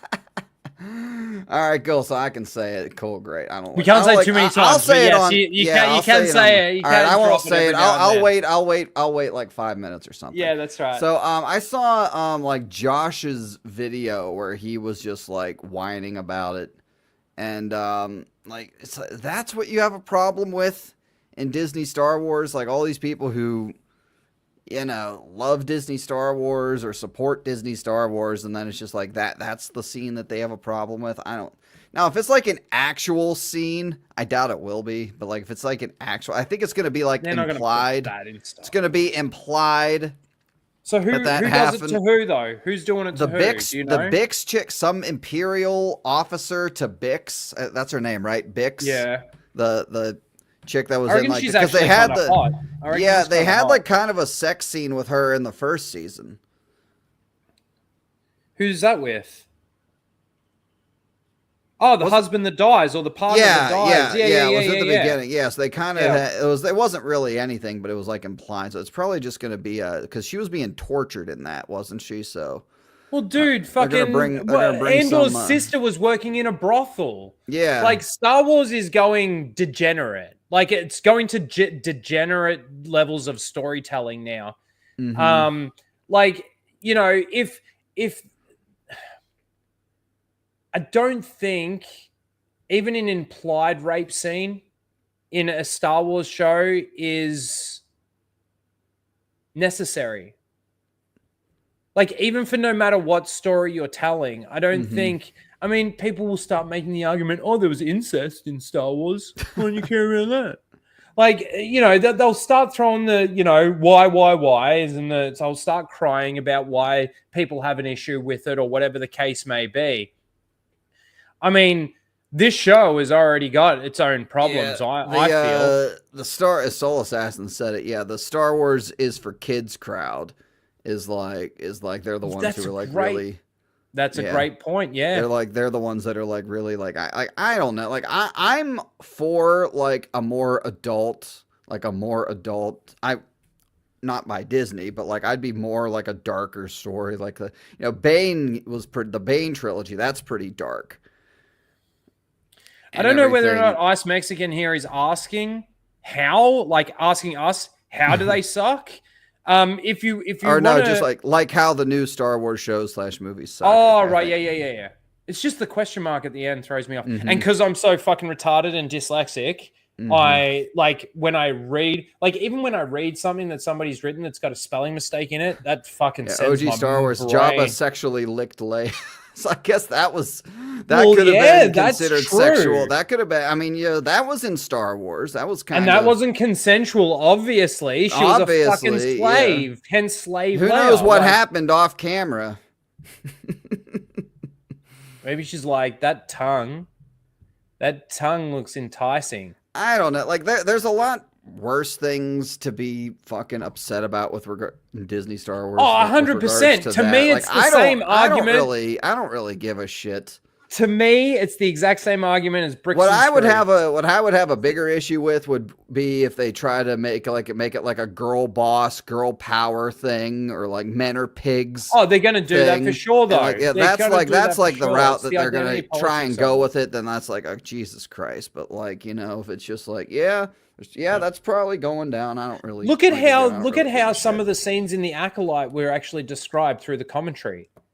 The throbbing lightsaber at his throat, and they're fully heading that direction. They're ready to turn this into Twilight. They're ready to turn this into 50 Shades of Star Wars. They're ready to do that, and they're willing to do that, and they don't care what anybody else says. They've proven that. They don't care what the fans or the true fans think, so they're just going to keep doing that. For the shippers, the Din Cobs. Did I tell you that story? Or have you heard that? I've told it many times on stream. What? The Din Cob story. The shipping story. The story that I saw. The guy tweets out this thing. Let me tell you the story if you haven't heard it. This is going back maybe 2 years ago. A guy puts out a tweet and he goes, I got a new job today and I started my new job today. And I was there and I was talking and meeting people and making new friends and everything. And he happened to mention to somebody that he was a massive Star Wars fan. And this other one of his colleagues arced up and said, I'm a massive Star Wars fan too. You heard the story? I think so, yeah. Yeah. What's your favorite ship? He goes, what's your favorite ship? And he goes, yes, I've heard this story. And the guy goes, Din Cob. And he's like, Din Cob? I've never heard of a Din Cob. What's a Din Cob? And he's like, Din Djarin and Cobb Vanth. And he's like, no, you fucking idiot. I'm talking, what's your favorite spaceship? Yep. Nothing is off limits. So dumb. Yep, shippers in the toilet. I agree with that. Yeah. Darth Melvin made a video. They're freaking shipping adults with minors as well. Well, it wouldn't surprise me if they just... I'm not going to say it so many times, but it wouldn't surprise me in the slightest if they put a grape scene in Andor or even an implied grape scene. Like, it just would not surprise me in the slightest. They've been leaning towards the shipping and, they've been wanting to make this male-dominated fan base into a female IP, even though they originally bought it because Disney had too many female IPs and they wanted to break into the male stuff. Now they want to turn the male stuff into the female stuff. And it's not to say that you didn't have amazing females in the fan base like one that we've got in the chat right here. Or even Anna, that Star Wars girl. She's incredible. Her wealth of knowledge is amazing. She's probably, I don't know exactly how much of the EU she's actually read, but I'd argue that she probably knows more about fucking Star Wars than even I do. Oh, yeah, I'd agree with that. But anyway, like Josh, the Dennis Shills clip, anyway, he just was like, it's like he's all back in on Disney Star Wars, and then it's just like this scene is where he like draws the line and everything, and he's like, I'm going to use my influence to force Disney to remove this scene from the show. It's just like, all right, dude, calm the fuck down. The way he came out so hot, like he disappeared for ages. Like at least a year. He was gone. Like not talking about Star Wars at all. And maybe if he was, it was done. He was done. That's right. He was done. Yeah, he's like, but I'm done. So was Dash. Going to... But so was Dash so long ago. Dash was done. When I first started in 2019, I streamed with Dash and he was done. Right? So done with it. And for these guys to come back the way that they have, talking about Disney Star Wars the way that they are, is so, especially for me, Dash. Have you seen the Josh? He's like, It's giving me hope. I have hope. Yeah. Did you see that? Oh my! Yeah, I did. It's such a bad clip. I've been watching. I've been trying to catch again. It's hard. It's almost like I'm watching constant replays at the moment. But Melvin streams, your streams, and Justin's streams. Justin's streams have been really good. Like I've really enjoyed the behind the scenes stuff that he's been going over with the prequels. I don't know if you've been watching his streams, but he's been doing all the behind the scenes stuff. But yeah, there was. The video of him and I'm talking about Josh and Theory at that panel, whatever con they were at, and Josh is sitting there saying some of the things that he's saying. I did not say Siri. Fun fact, that was like 2 hours from where I live. I could have totally crashed that dude. if I wanted to. It was like 2 hours from me. You could have asked some great questions. Put your hand up. Mm-hmm. So if Dave Filoni did this, how could he possibly be the savior of Star Wars? That's like... Why didn't Dave Filoni use his power as chief creative officer to... to make this better or in line with the lore and canon? Why did he allow the Acolyte to give us what we got in the Acolyte? Why did he allow that to go through? Why would Dave Filoni say that by grabbing things from the books and turning them into something that they're not is rude, and then he goes and does exactly that? How is that like justifiable? Play with Thrawn a little bit. Stop asking me for other toys. The biggest question that I actually really want to ask him is actually in regards to Andor, and he apparently didn't like Andor. Yeah, so he does not like Andor, but he loves Ahsoka. Yeah, I'd still be interested to see what his insane to me because insane to me too. Like again, I don't like Andor. I absolutely hate it, but like it's a better show. It's better written than Ahsoka is. Like Tony Gilroy is better, surprisingly, is better at writing Star Wars than Dave Filoni is. 100%. And that's why I always say, I argue that, yes, Andor is the best written thing out of Disney Star Wars. It actually is. There's no denying that. The problem is that it is within their canon. And they do actually destroy legacy characters in Mon Mothma and Bail Organa, as far as I'm concerned. And there's a lot of shit that doesn't make sense. Like, what happened to the 80 million credits? Like, why did Mon Mothma decide to sell off her daughter to this scoundrel dude that she doesn't want anything to do with, instead of maybe going to Bail Organa, one of the richest people in the entire galaxy, and saying, can I please borrow 400,000 credits? Because this asshole Luthen that I gave the 400,000 credits to just embezzled or robbed 80 million credits, but couldn't possibly give me back my 400,000. So, I'm about to get investigated and in trouble for embezzling money from myself. I don't know how that works exactly, but, like there's so much in fucking Andor that just doesn't make sense. And, his biggest criticism for it was the bricks and screws. Like, come on, man, that's retarded talk. That's childish talk. You're a little baby when you talk about Star Wars and you rate it like a little baby. Like, in comparison to the Acolyte and nothing else that has ever been out, like, there's no way that I'd ever compare this to my favorite movie, The Gladiator, that's a 10 out of 10. No, that can't be in my standings of what's a 10 out of 10. Like, that's so stupid. You sound like one of those dumb bitches on the whatever podcast, you retard. That's what I'm going to start calling him. I'm going to start calling him Whatever Theory, because he's like one of those dumb hollow head bitches that goes on one of those podcasts and talks absolute rubbish. Ice Mexican for $5 says, good luck on your channel, bros. Thank you. We appreciate that. Bob Iger and his board friends from Israel ruined Disney and Star Wars forever. Thank you.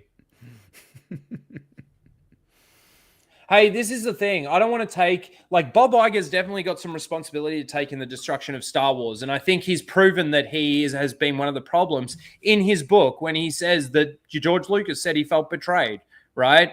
But that you cannot take away from the absolute covertly hostile way Kathleen Kennedy took over Lucasfilm. She smiled in George Lucas's face and promised him the world in regards to the fact that his IP and his brainchild would be looked after for the rest of its life. And she lied directly to his face. It takes some kind of person to be able to do that. Mm-hmm. And a disgusting, evil, gross, like oozing at the bottom of the barrel crap kind of person to do that. And that's what Kathleen Kennedy is. Filoni's and, right there too. Oh, I was about to say, Filoni is right there as well. Filoni's right there. Filoni's like, longer.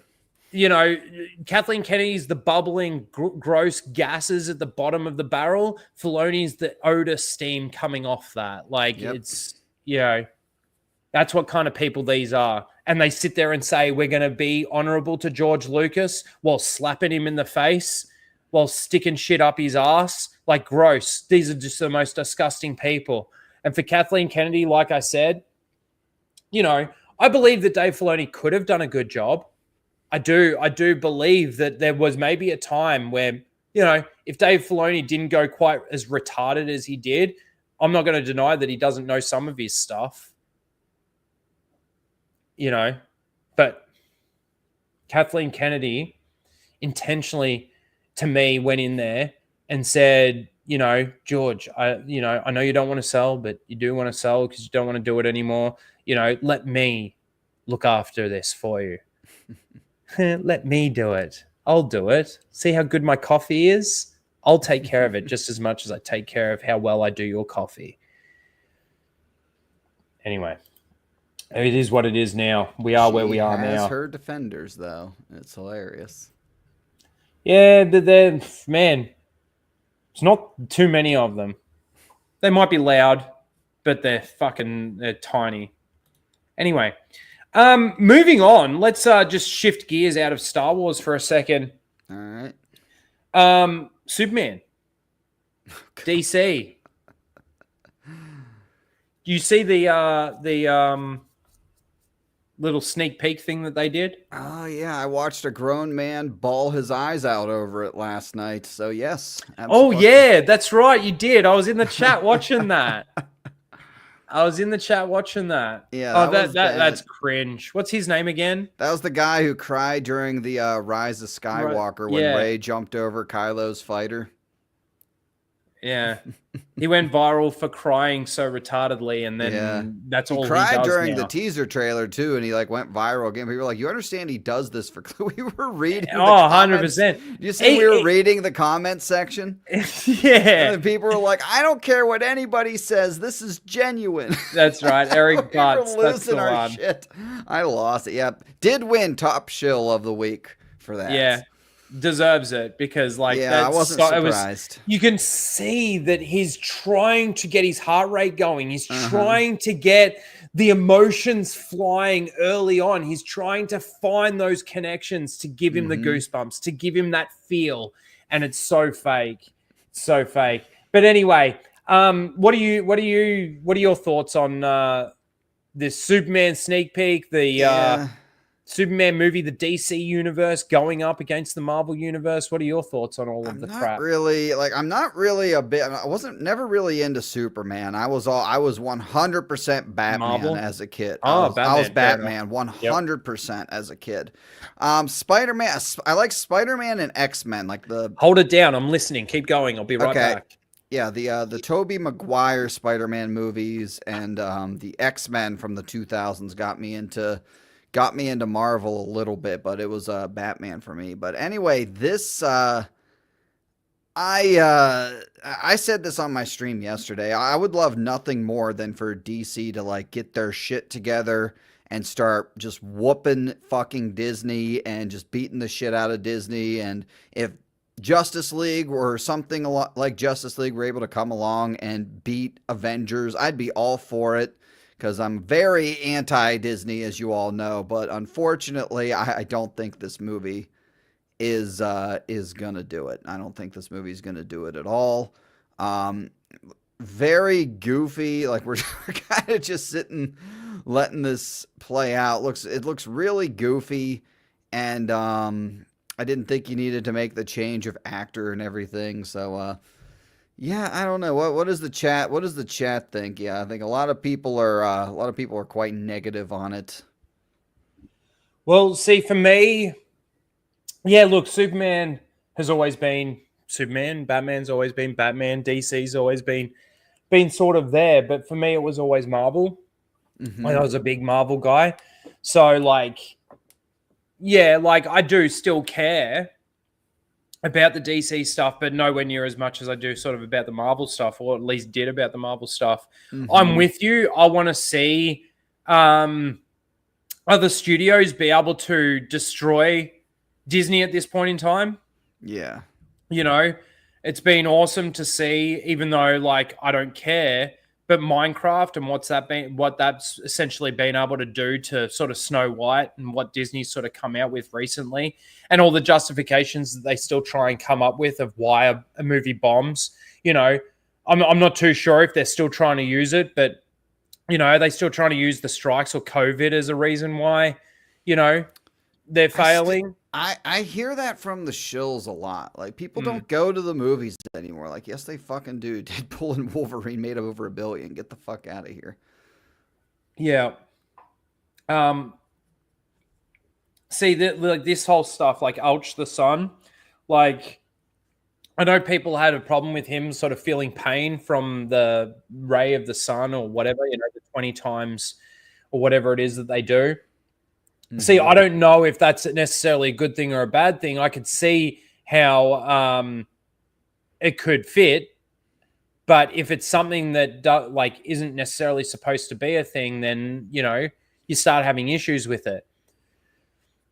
I don't know. For me, everybody's talking about how Fantastic Four and this Superman movie is, you know, going to tell us everything that we need to know about what's happening with the superhero genre. And like, for me, you're talking about basically now an entire reboot of the DC universe, and they're coming out with a Superman movie that, you know, when you look at what people have been saying about the costume, you know, the Superman outfit, look at like even this sneak peek, it hasn't hyped me necessarily. And then for me, the Fantastic Four is full of, well, yeah, you said it, red flags. Yeah. Everywhere, you know, starting with the casting. Some of the castings. Pedro Pascal is a big red flag for me, straight off the bat. I don't like the guy. and this is the thing for me, is it's now having to separate the actor from the character. And for somebody like Pedro Pascal, it's really hard for me to do that. Yeah. You know?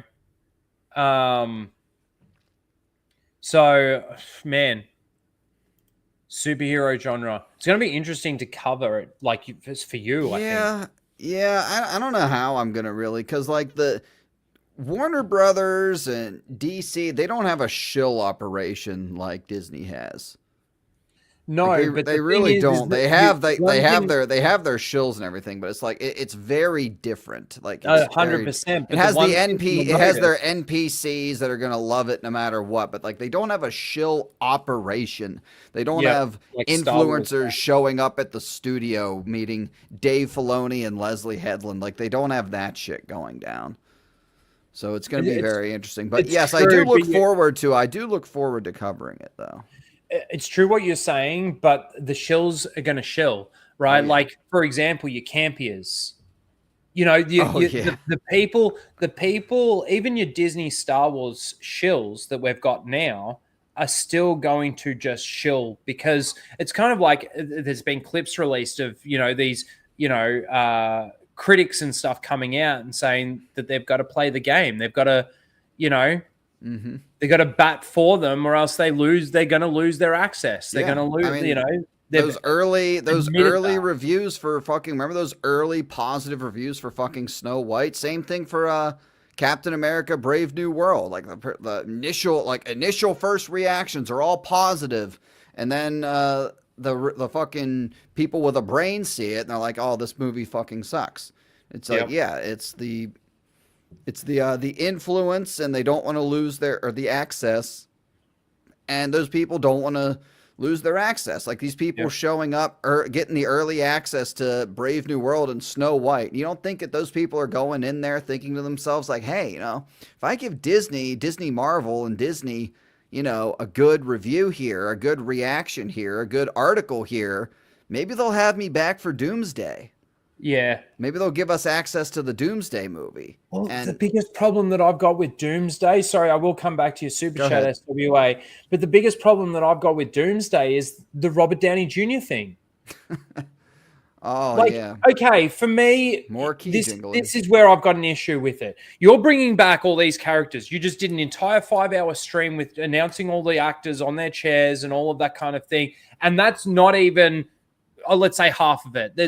There is more that's coming, right? But the characters that you're bringing back and the original characters that you're bringing back, if you were going to do that, it would have been better to head it up, bringing back Iron Man, bringing back Robert Downey Jr. as Iron Man. You've opened up the multiverse enough that you can do it, right?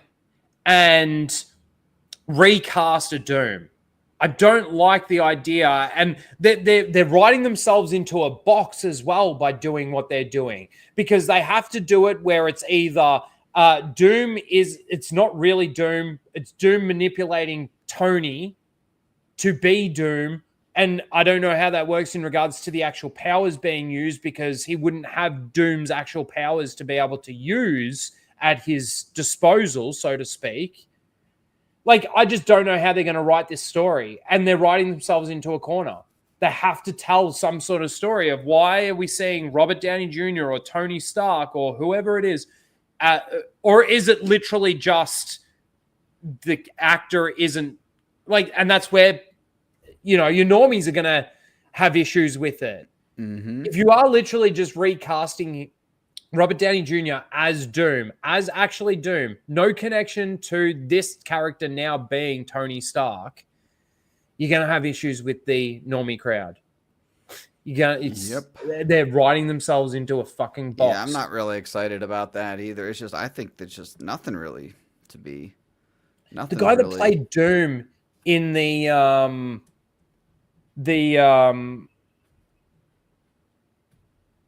original Fantastic Four. I'm trying to remember who. I don't even think I saw that movie.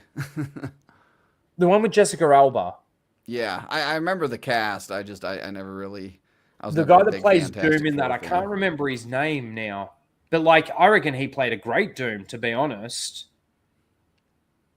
And you just didn't need to do it, and they were so desperate to do it that Robert Downey Jr. They're paying him $100 million. Yeah, they're paying him. $100 million. Why would you say no to that? Yeah. You don't care. I mean, he says that he does, but I don't believe that he really truly does. If he cared, then he'd say no. Why would you do that? Can't cast a Doom and then bring me in as Iron Man. Let me do that.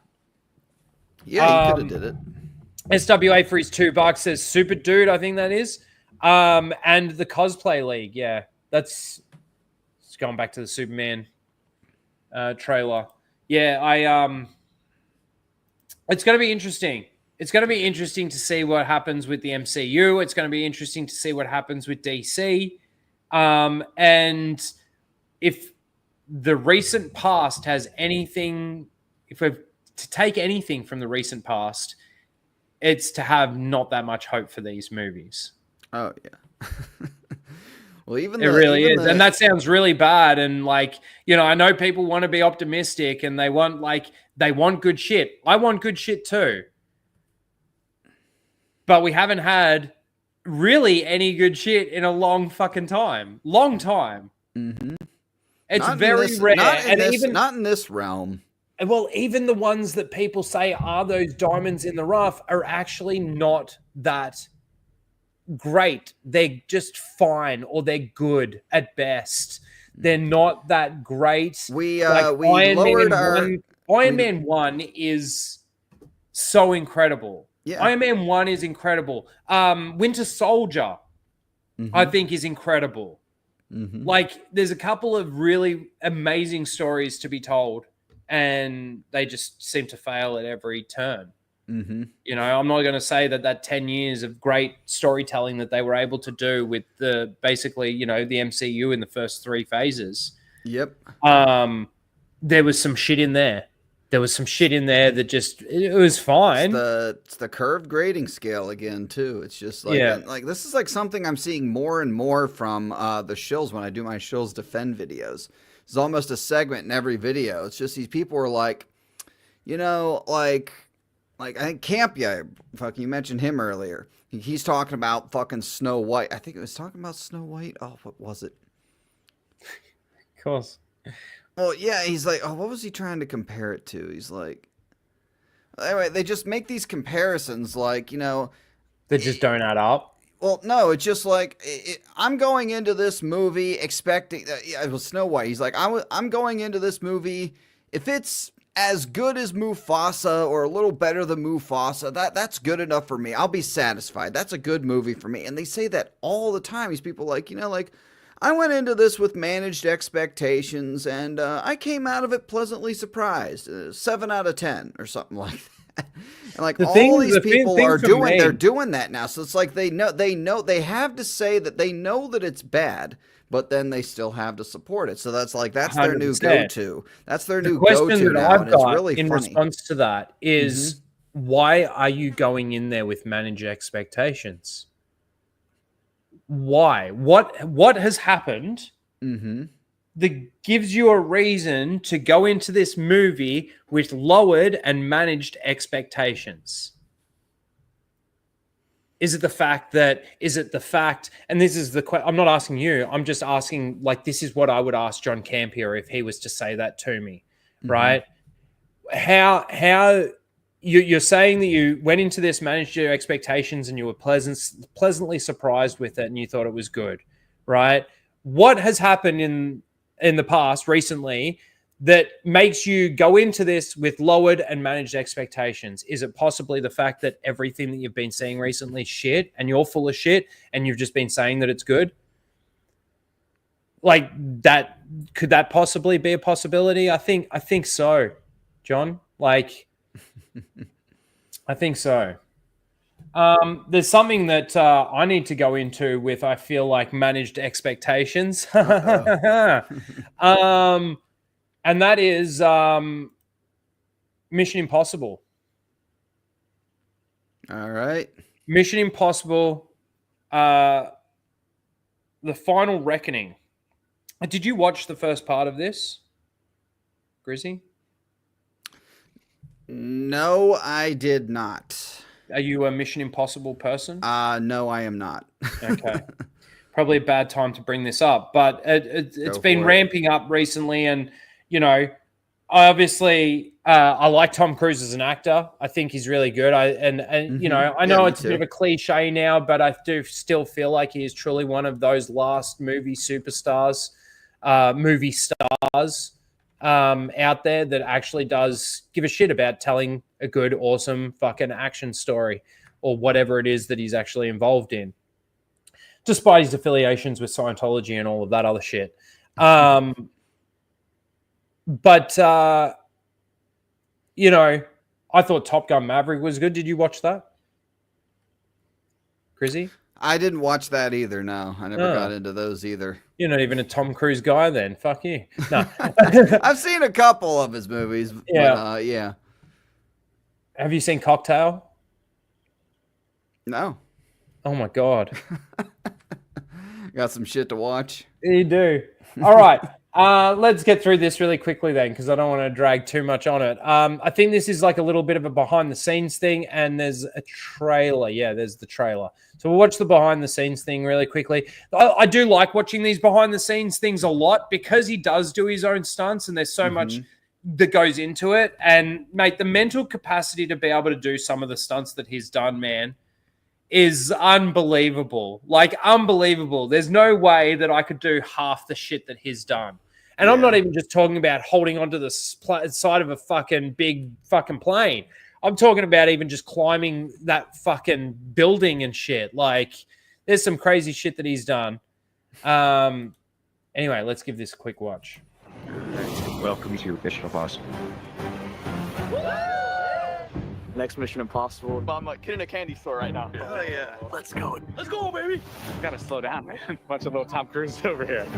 Thank you for being here. This is an active set. There's a lot to go over. It's gonna be coming at you pretty hard. You're gonna see what it feels like on the wing. Ready rock and roll. Let's get it. Oh my God. What you see here is the largest underwater stage in the world. Wow. This is amazing.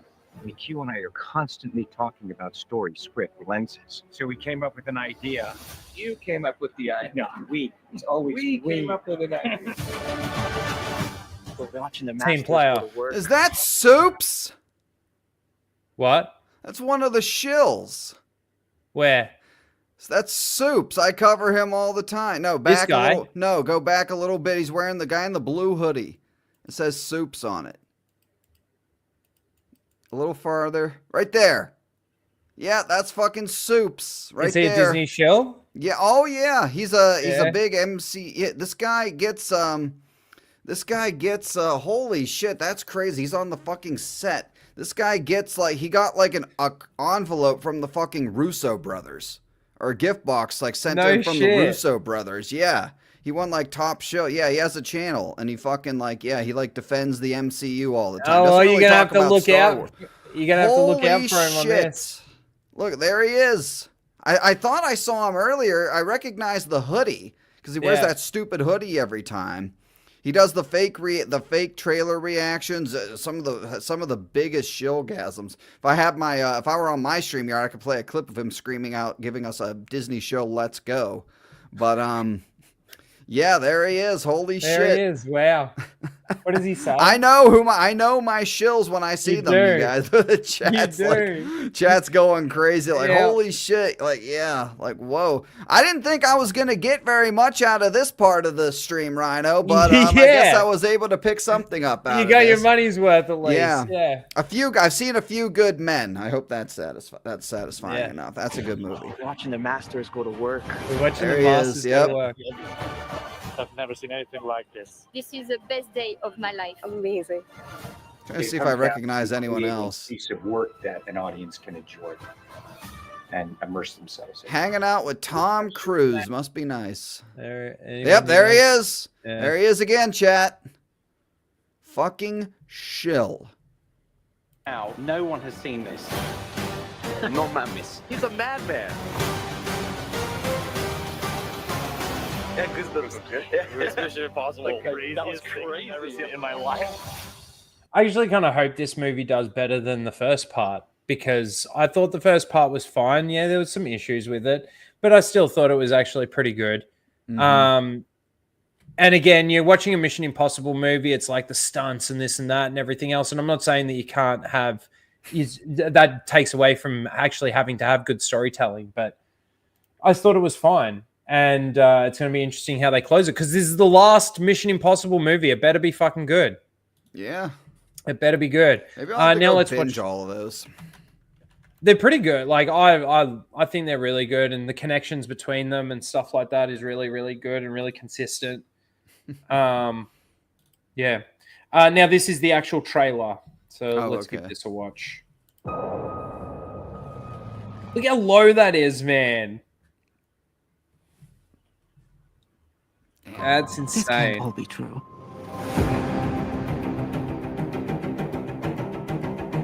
Every word.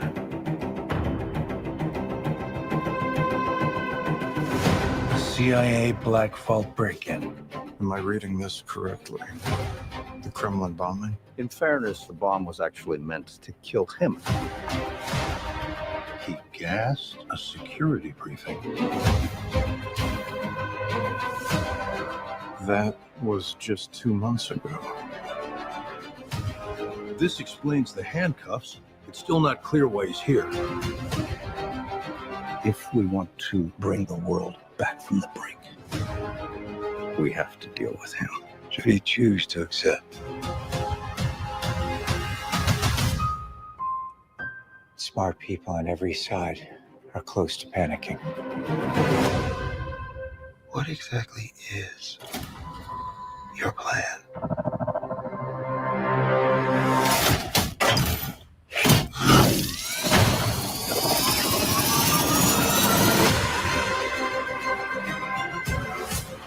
team has been betrayed, Ethan.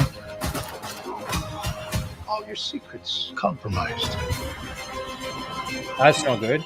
Everything you are, everything you've done, has come to this. You gave him an aircraft carrier? Our lives are the sum of our choices. This is your calling, your destiny. I have no regrets. Neither should you.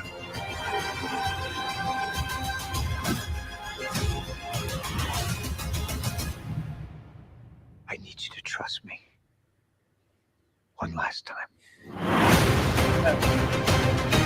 I will say for me, that one line at the very end is the most interesting part to me. Who is he talking to? Is it a group of people? Is it somebody from the first Mission Impossible? There's one or two people I can think of in there.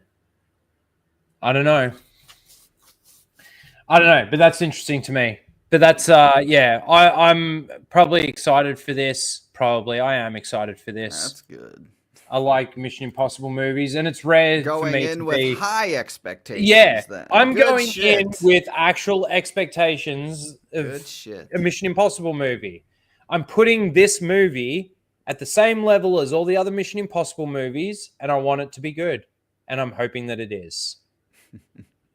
And look, out of everything else that's being made in recent times, this has the best chance of being good.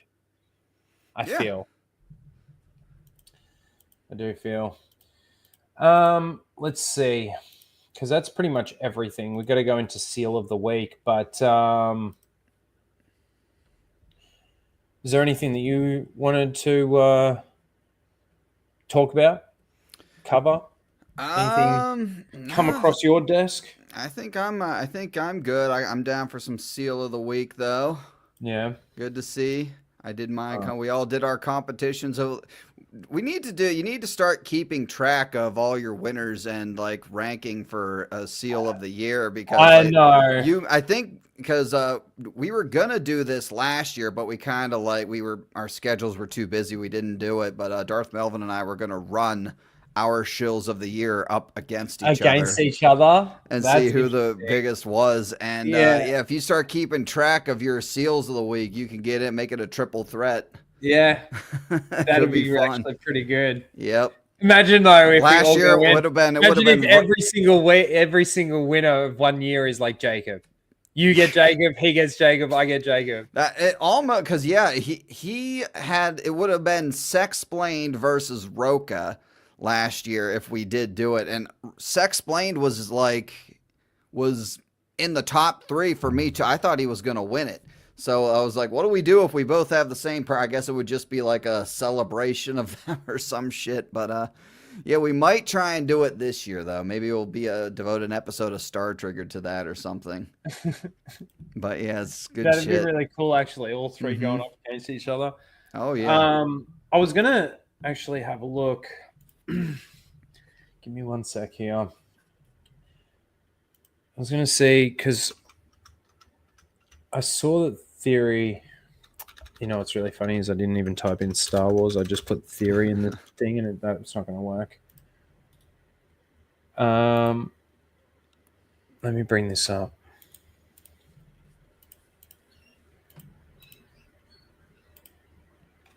Theory's channel. Yes, I resubscribed. Good shit. Actually, I resubscribed after the Acolyte, and because I unsubscribed to him during after Rise of fucking Palpatine. Let's have a look at some of his more recent videos. He still gets heaps of views, doesn't he? The last 3 are all over 100,000. Yeah, I watched that Just Offered Me Millions video. Yeah, definitely check out United Spacer. He got spaced for that. I watched Space's video for it. Yeah, it was a good video. Man, he's basically begging for money. I thought I heard like we have our star triggered little group chat. I thought I heard I was listening to it because he is on the list. He is on the list of shills. So I got to him. I was like, I gotta check this out. And I got to that. I'm like, did I hear that right? Like I was like, there's no way. Like I didn't believe it at first. And I went back and watched it again. I'm like, he's fucking begging for money. He's begging for money. And then he's bragging. And then at the end, like he doesn't even get to the they offered me millions until like 3 minutes left in the video, and it was like a 17.5-minute video there. Watch the spacing of the week. We could watch that. I see. You can see that I haven't watched.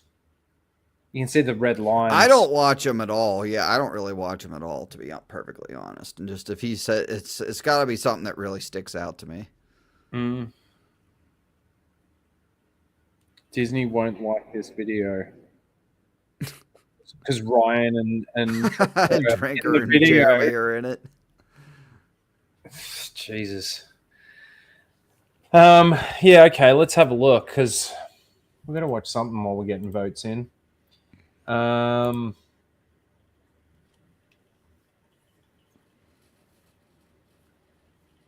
see. Yeah, I think he had like the best parts of it. There it is there. Okay. Yeah, we will watch this.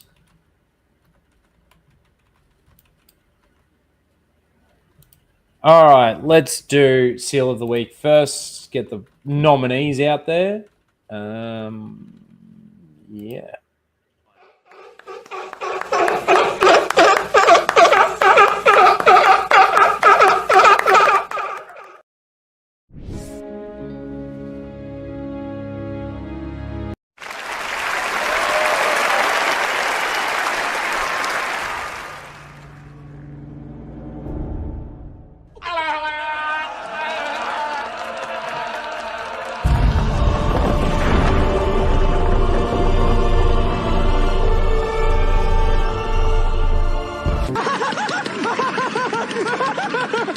I'm all the Jedi.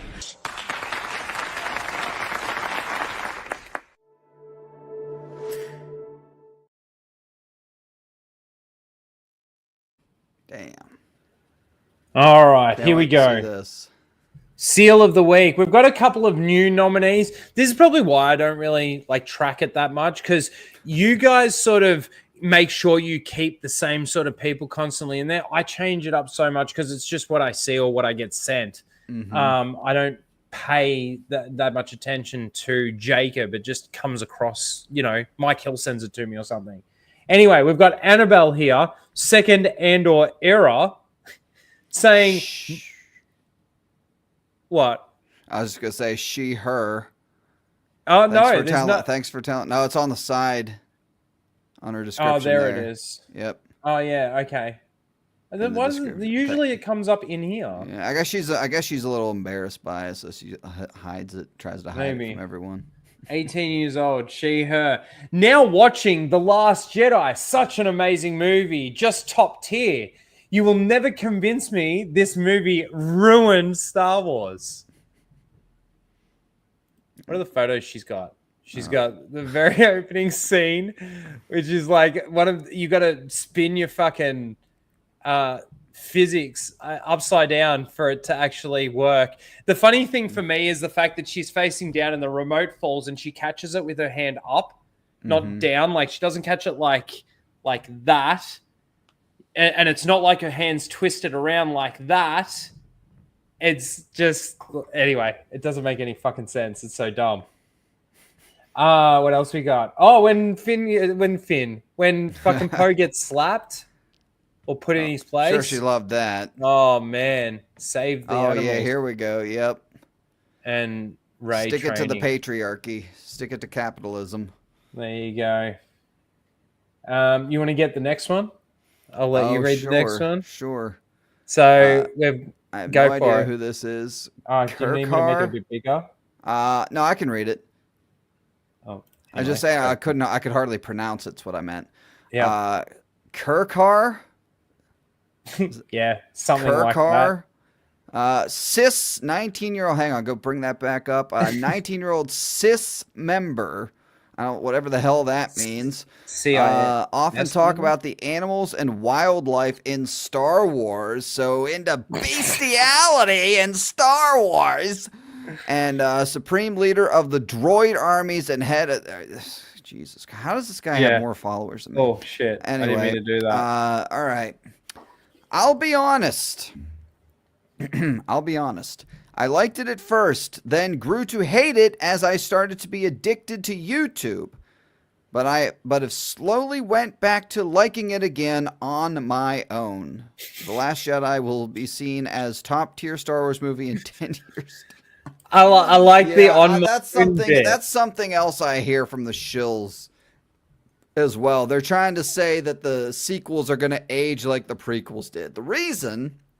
A lot of reason people look back and forgive the people who didn't like them, look back and forgive the prequels is because at the time they thought that's the worst Star Wars could ever be.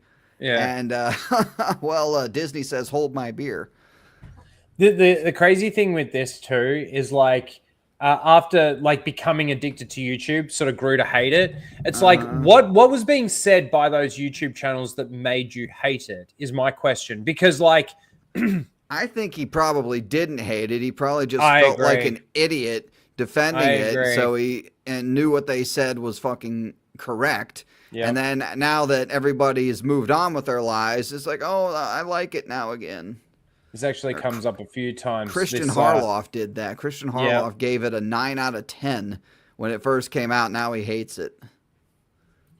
9 out of 10, yeah, they can't defend it. At least he still gets his access. He did enough. He's been busting his ass. Oh, not really Christian Harloff, does he? No. He doesn't get access anymore, really. He doesn't. Yeah, I think he just purposefully doesn't go anymore because I think he knows. I think he knows now how that makes him look. Now the amazing thing about this tweet about The Last Jedi, I think I've brought this up a couple of times recently, and it just keeps like sort of coming up. I keep seeing it. The fact that they keep saying that this movie will be top tier in 10 years, it's been. 7 years? Almost 10 years. 8. Almost 10 years. About 8 going years. On 8, yeah. Yeah. Going on 8. And if anything, this movie is worse for people than what it was 8 years ago. Like they hated it when they first saw it. They thought like they hated it, right? Mm-hmm. But things for those people haven't gotten any better in regards to the way they see this movie. If anything, it's gotten worse. So, yeah. So basically, Karakar, you're an NPC. Got it. And they're trying to use and they're trying to use the fact that the prequels got better over time for people, which is true for some people. I loved them from the word go. Next up, of course, we couldn't go a Seal of the Week without J.I. Acob coming in. And this is in response to something we talked about earlier. The cover art for the art of the Acolyte has been revealed. And he says, this is so awesome. I almost need Melvin here to do the This is so awesome, you guys. I can't do it as good as him. Oh man, Melvin. Thank you for the him 20. He's a 27-year-old boy. Yeah, he him. 27-year-old he him. Now we just need a second season. Hashtag renew the Acolyte. You know what you need, Jacob? You need some content on your channel for your 50,000 subscribers, I mean, if Raging Rhino, if you got 50,000 legitimate subscribers in a year, wouldn't you make content for them? I'd be making content, definitely. Right? Like, if they're legitimate subscribers, if they're legitimate fans, it's almost as if they're illegitimate. Yeah. Right? It's almost as if they're fake subscribers. Like his wife. You'd think. Yeah, exactly. Yeah. Everything with this guy. Everything with this guy is fake. He did He did another episode of his podcast, and he wasn't even in it. His freaking co-hosts were in it. No shit. Hasn't uploaded anything in almost a month now. Called it. It's definitely not going to get renewed. Aren't they just doing books to continue telling the story for the people that want them? I think so. Well, season 2, Darth Melvin's season 2 is on Darth Melvin's channel and on probably eventually on Pornhub too. Okay, cool. And then we got nominee number 4. Do you want to get this one? It's pretty simple, actually. It's Star Wars Holocron. Holocron. Is he going to Star Wars Celebration Japan? Because he has it in his, that's what SWCJ. Yeah, probably. Might be going to, so well, wouldn't be surprised. They're sending all the shills there. I did a video on that. Character of the day, Rey Palpatine. Yeah, sure she is. Oh, is that because it's Daisy Ridley's birthday? Maybe. At least you got the pronunciation of the last name right. Obviously, yeah. Yeah. That picture always makes me laugh. Actually, it's funny because in this one, she's obviously making different faces in the. Well, it's kind of like an echo. She snaps her finger. And it's like snap, snap, snap, snap, snap. Yeah. So I don't know what that scene was supposed to be. Not to defend that scene because I know. Yeah, but but that's what happened. She snaps her fingers. It goes click, click, click, click, click. Mm-hmm. That's why it's not totally in sync. But I don't even like. God. All right, so there's your 4 nominees, guys. I'm gonna put the poll in the chat. Give me 1 sec here.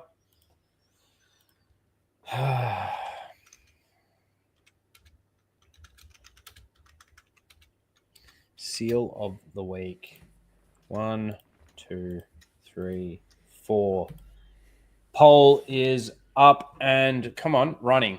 All right, so to go through, quick recap. We've got number 1. We've got Annabelle saying that there's no way that The Last Jedi, being as amazing as it is, ruined Star Wars. Then we've got Kikar. I don't know. I don't even know. Also watching The Last Jedi, saying that it's an amazing movie, and yeah. Oh, and how they stopped liking it because they got addicted to YouTube and then started liking it again on their own. They did it all on their own. And then we've got J.I. Akob, of course. He has to get his nomination in there, shilling over the Acolyte, and, of course, Star Wars Holocron with the character of the day, Rey Palpatine. Awesome. Now, let's watch this video. Did you say you've already watched this? I did, yes. Okay. I watched like the first half of it. Yeah, I had to see this. Here we go. Pretty funny. Yeah. Stars 3 begs for hand. Again, I thought that I like didn't hear him correctly. I was like, maybe I shouldn't have been, but like I was just like, right. I was trying to see the thumbnail, but it's not. Anyway. Yeah, it doesn't work for me when I do that either. It's basically just, it's pretty funny. Here we go. I know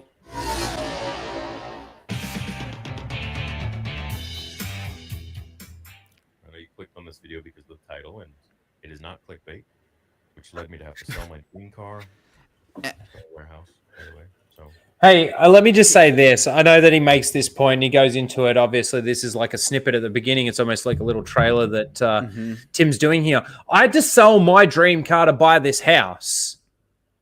Like, yeah, we've all got to make sacrifices to do things. Now, yes, I know your dream car was a Lamborghini, but dude, you didn't have to spend $1 million on a fucking fan film that, you know, you're not going to make any money out of because you're not allowed to.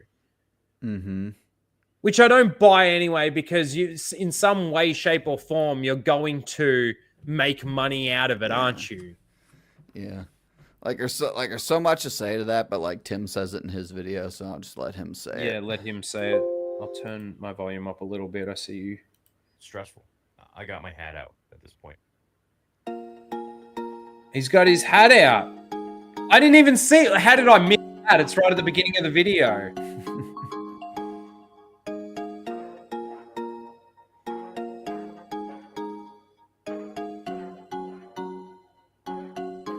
It's literally begging. Shut the door, hit the button, watch them go. You ain't base, Here's a quick ticket to get space. We chillin' up in the back room, you floating through the vacuum. Time to end this session, laughing at your explosive decompression. All right, Tim, I do like your intros, but we're just going to skip ahead here a little bit. Here we go. No, this isn't a pause on the screen. This is the actual thumbnail that Star Wars Theory is using on his video posted April 9th, 2025. Man, it does look like he's been crying too. Did he cry on this video? Like, did he cry? I don't think so. No, I think it just it's very heartfelt. Very, It's either very heartfelt. I got a very heartfelt message to get across to you fans. Dude, he either looks like he's been crying or he's buy a Theory Saber, buy a channel membership. He's blazed. He's stoned out of his brain. Look, he's got the shiny eyes with the red. That's probably his LED light. I'll give him the benefit of the doubt there. Okay.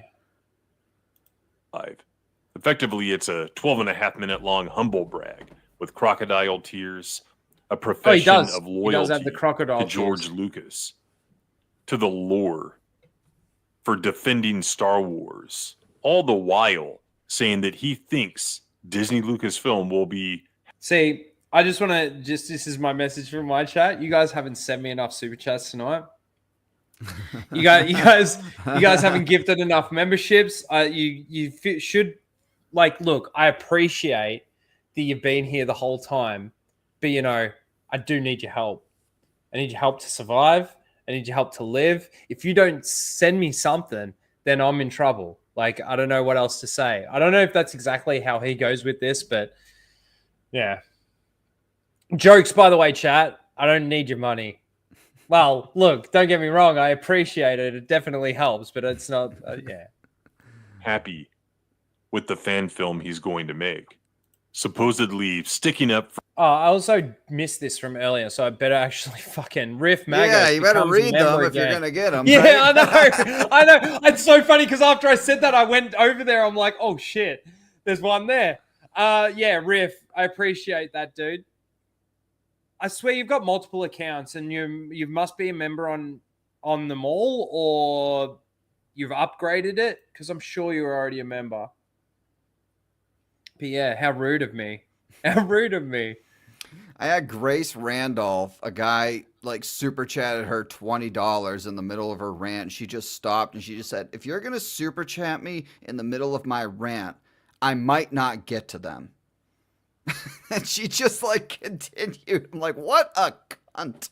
Yeah. Man, holy shit. Like, oh, we were ripping her for that. That was pretty funny. Yeah, see, he's got two accounts. He's got this account and the Jedi Rift Star. Mm-hmm. Yeah. For Star Wars, sticking up for real Star Wars, all the while kissing the ass of Disney Lucasfilm. Okay, maybe he wants to mend fences at this point, but he's doing it for the fans, guys. He's doing it for what he calls the Star Wars theory community. Let's go over some choice clips from this video. And by the way, a good portion of it are just clips of he and Joshi Boy at the convention several weeks ago. True. We're going to go ahead and skip those parts and just focus on his 12.5-minute pitch for handouts. Here we go. This is for my core. By the way, Tim, I want a fucking blaster. How do I get? I want a star triggered blaster, please. Yep, I'll pay the $8,000. Yep. I want. It doesn't even need to make noise. Made in Africa. Yeah. Core audience. I'm sure there are people that don't like me that will be watching this as well. Howdy. And along the way, there have been so many hurdles that would have made. That's a debate I'd like to see. There goes one of his first self-backpats in the video. And then they took it, filed for bankruptcy, pieced out. The thing is, for me, if I was knowing that I was going into a conversation with Star Wars theory, I would honestly have to actually sit down and sort of write down some bullet point things that I specifically want to talk to him about. Because, like, going in free off the cuff and everything, yeah, I could do that. But, like, there would be some stuff that I'd want to make sure that I'm bringing up. And it's not, like, it wouldn't necessarily be to get a gotcha out of him, but the entire premise of the question, it would be gotcha kind of questions, right? Like, how can you possibly say this about this when this happens over here and you love it, or what, you know, whatever the case may be? I would have to go through the continuity stuff with him. I'd need to go through some of the canon stuff with him and some of the lore stuff with him. So yeah, as like if I was to be sent a link to one of his streams and be invited on, I'd jump on and I'd still try and do my very best, and obviously still try and temper my anger, let's say, or my passion. Yeah. But I would like to be able to sort of go in with some of the specifics, you know. Mm-hmm. But anyway.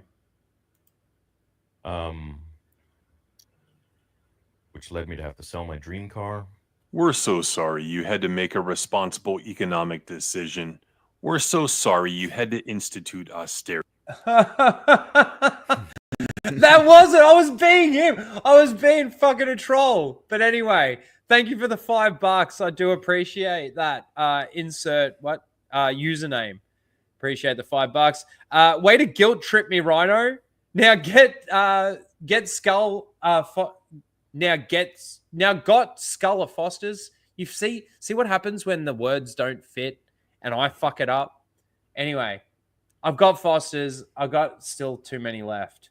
And I only drink them on Flashcast because that's who paid for it. But thank you. Thank you for the super chat. Have you ever drank a Foster's? I have not. No, I have not. No, I'm not a big beer drinker. I know. Not a big beer drinker. Me either. But Yeah. Foster's is just fucking shit. Just so you know. Don't do it. Okay. All right. We're so sorry that you had to give up the Lambo.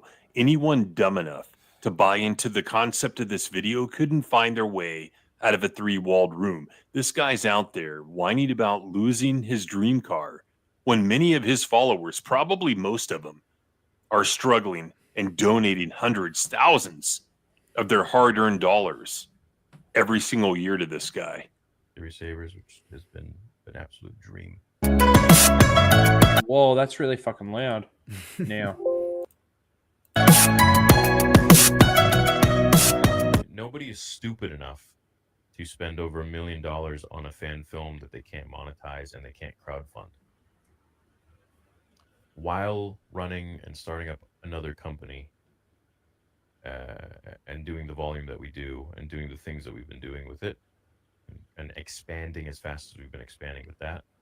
The crazy thing to me for Star Wars Theory and these companies and businesses that he's starting and everything, mate, you're making stuff for a dying brand. I just don't understand that. You know, I understand passion projects like your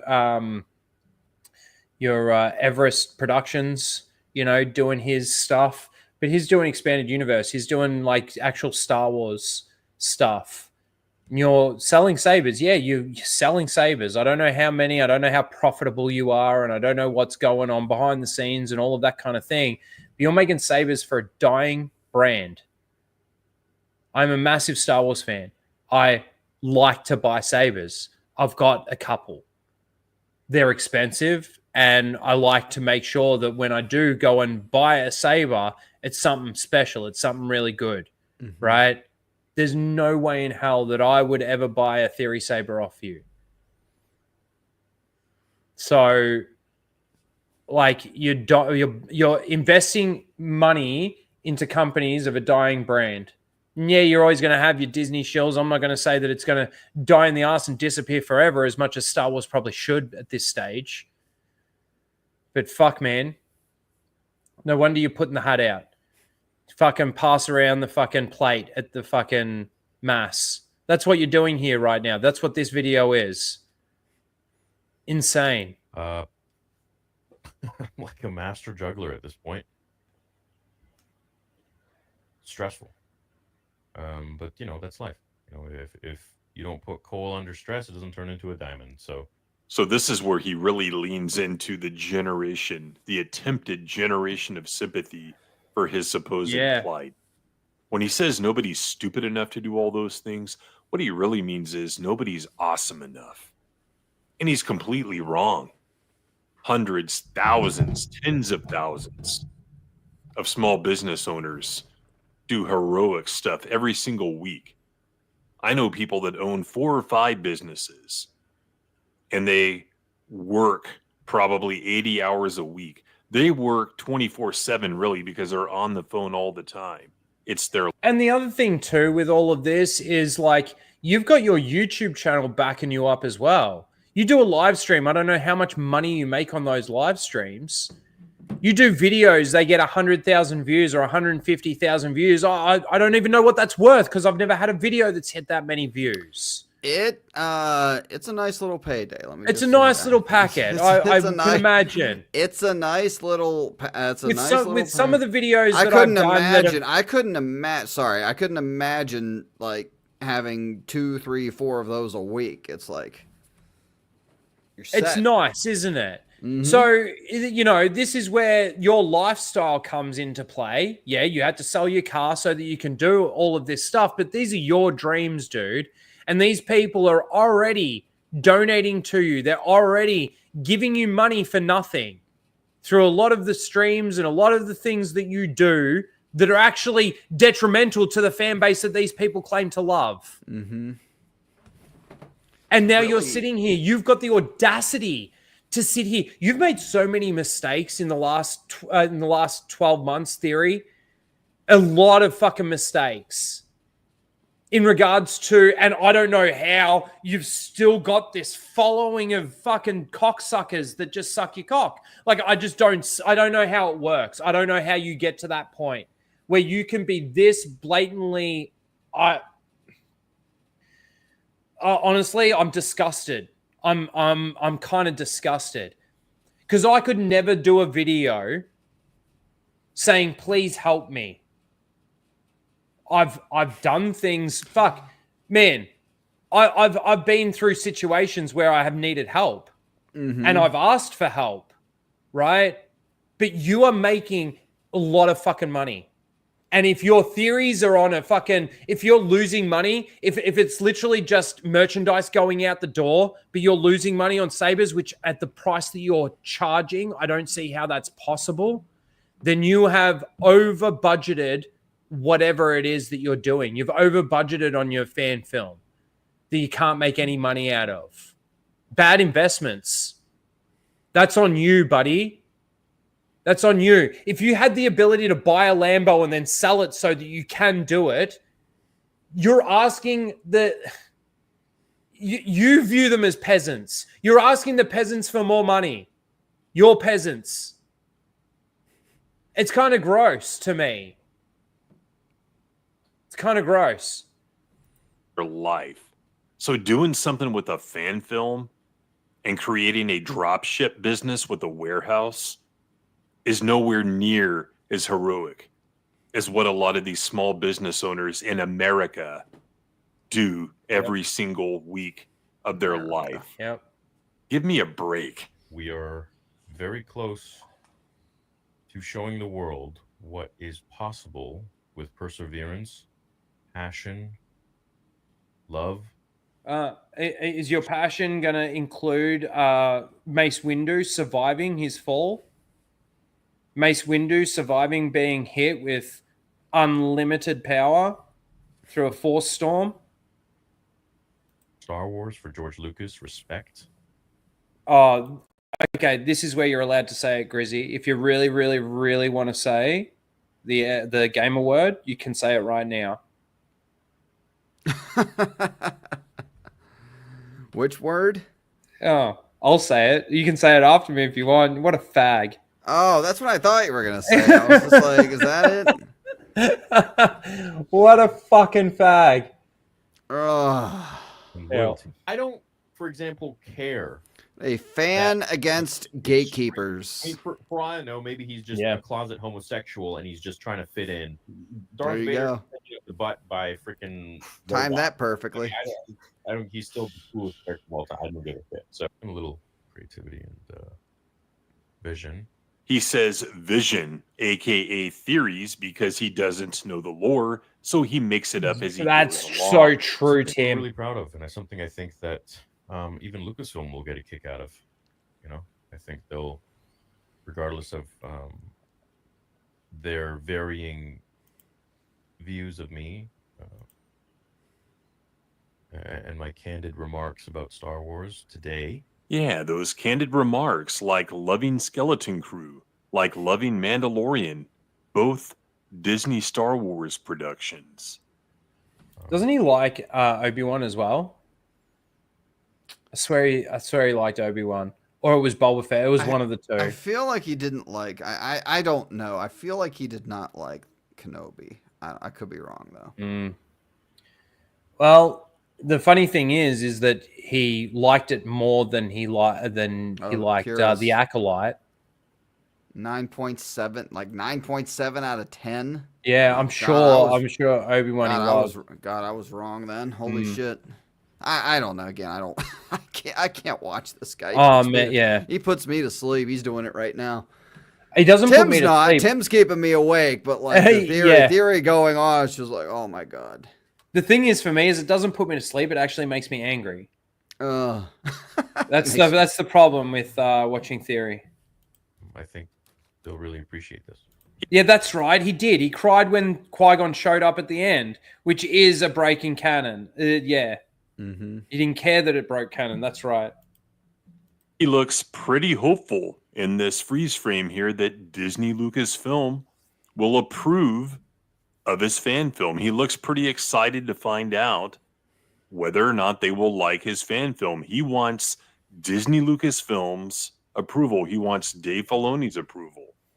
He wants Jon Favreau's approval. Mm-hmm.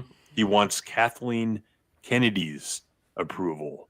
I'm very thankful to you guys, and I need you now more than ever. There's so much money going out right now. Oh man, this sorry, he hasn't even gone into this, and I haven't even seen up to this part. But like, this is seriously starting to make me cringe, and he hasn't even started asking yet. He hasn't even started the full begging yet. And it's actually making my stomach queasy. Like, man, I don't even really want to watch this, but we're gonna. We need all the support that we can get. So whether it's just watching videos or, you know, the sabers, whether it's just, you know, $70 saber or a $1,000 saber or the merch that we're dropping. Can you buy sabers from him for $70? No idea. Bingo. We need it all. 99-cent join members. I got my hat out at this point. 1,000 people. Wow. He basically blatantly comes out and just says it. I missed that. Like I said, I was watching this at times too, like I always do. Yeah. I missed the hat out part. I missed that completely. Oh, he has children's ones that are $70. Okay. According to the purist in the chat. Fuck, man. I'm putting my hat out too. I would never in a million years.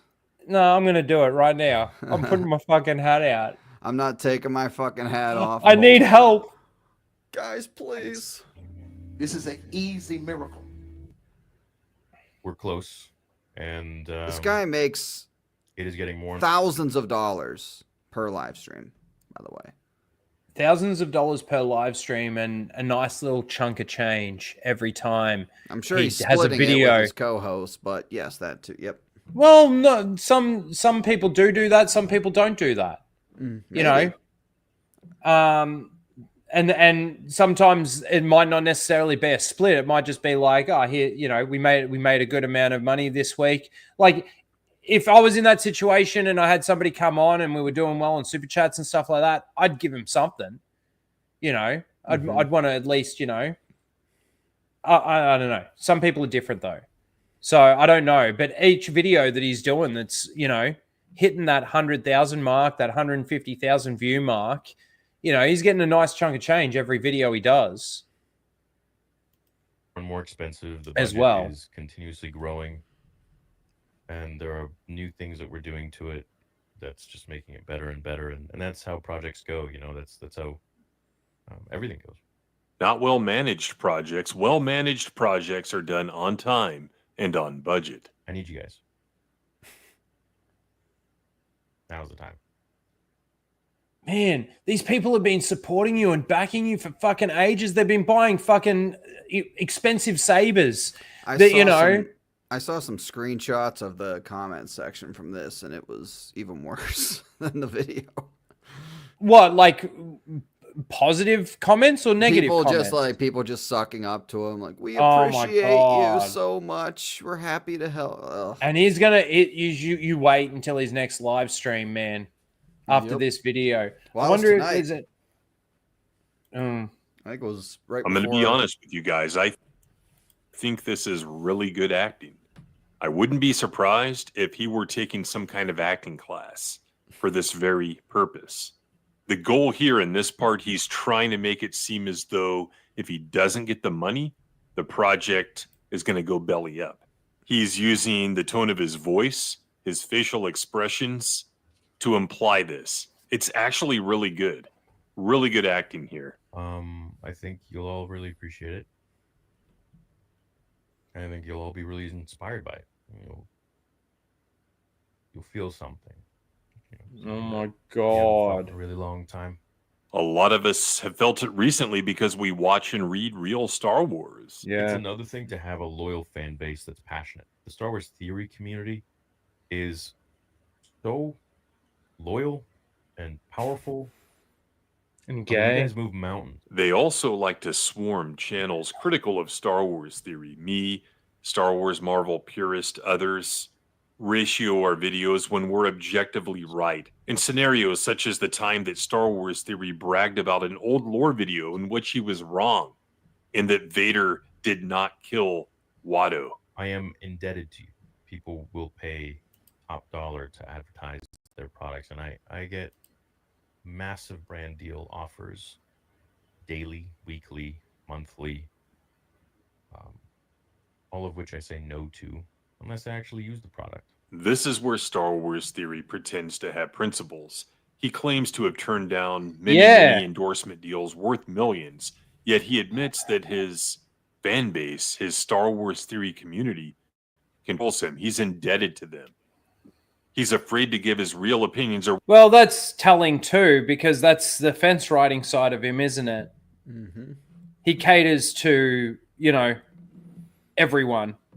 what he claims are his real opinions and his real objectives, standing up for Star Wars. He's afraid to give those opinions, to really go all out, because he will piss off his fan base, which is the Star Wars normie, many of which are actual Disney Star Wars fans. He is not principled. Sabers, I'm doing for the community. The Star Wars community has been there for me my whole life.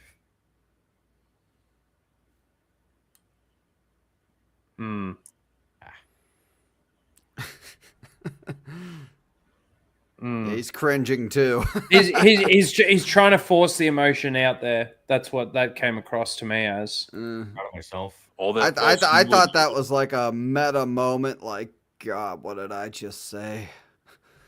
Like, No, he's not. He's not but that. yeah, probably he's not. not that 'Cause he's still self-aware. uploaded. He could have just not uploaded that. Yeah, you're right. Couldn't even fake cry. Yeah, he tried. He tried to push it out. Earlier, the mask is slipping. And I'm very proud of my boys on the Theory Sabers team. Star Wars theory. Get in the airlock. Get in the airlock. Thank you, Tim. Yikers. Look at that thumbnail. Oh, clicked. There you go, ladies and gentlemen. There it was. Theory doing theory things. I can't believe. No, I didn't say Siri. You fucking. Okay. No. Be quiet. Yeah, him doing him things. I can't say it because, my phone will go off. But yeah, there you go. Can't stand him. How are we going on this poll? Let's take a look. Shall we? Oh, it's close. We got 29 votes. If we can pass that 30, that would be great. But there is a tie right now, and I'd like to try and separate it. It's so close. It's so close. Come on, chat. There's a lurker in here somewhere that hasn't voted. Let me show you. So, Facile, number one, is Annabelle. We've got seal number 2.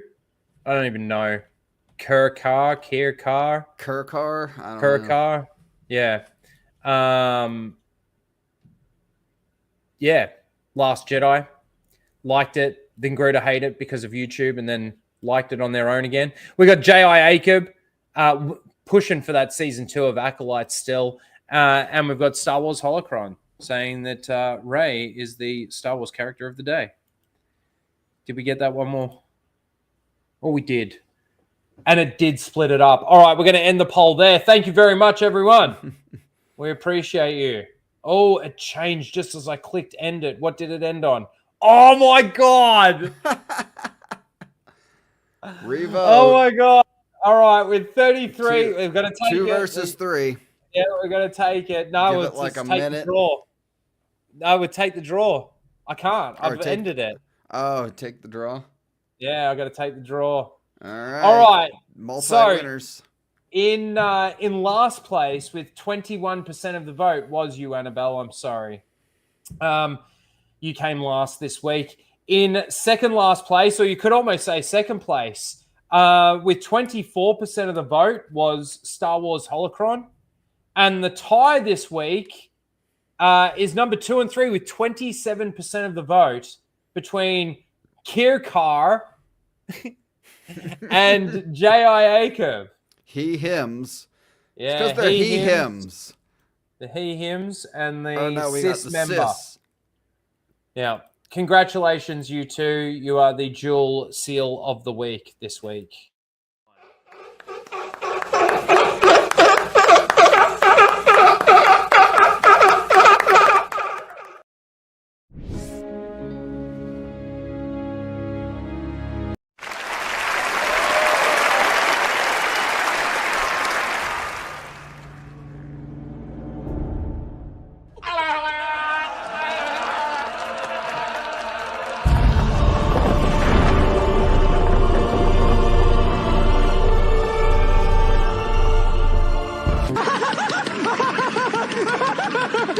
I'm all the Jedi.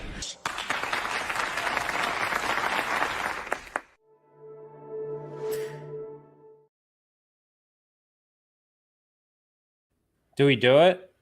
Do we just do a quick shill off between these two? I mean, I don't know. Break the tie? We won't replay the entire fucking intro and outro and shit again, but all right, so let's just go 1 and 2 here. All right. So read one, I'll read the other. Hang on. Well, do you want to read the one on the screen right now while I put? Okay. Kirk, you just want me to read it because you Yeah, can't pronounce the Kirkar. Yeah. Kirkar, 19-year-old cis boy, often talks about animals and wildlife in Star Wars. I'll be honest, I liked it at first, then grew to hate it as I started to be addicted to YouTube, the toxic grifters, but have slowly went back to liking it again on my own. The Last Jedi. Very good. What Okay. an NPC. Yep. Grizzy's getting tired. What time is it for you? 2:15 in the morning. Oh no. All right, let's wrap this up. And then we've got Jacob in number 2. So that's number 1. And number 2 is J.I. Acob saying, "This is so awesome. Now we just need a second season." Hashtag renew the Acolyte, talking about the poster that they released. Get your votes in. Get your votes in. Let's break this tie. Whew. All right. As soon as we had 30 votes, 33 votes, something like that, we at least need 20. We're at 15. We at least need 18. Number 1, Kirkar. This is how I'm going to say it. Kirkar. And J.I. Acob.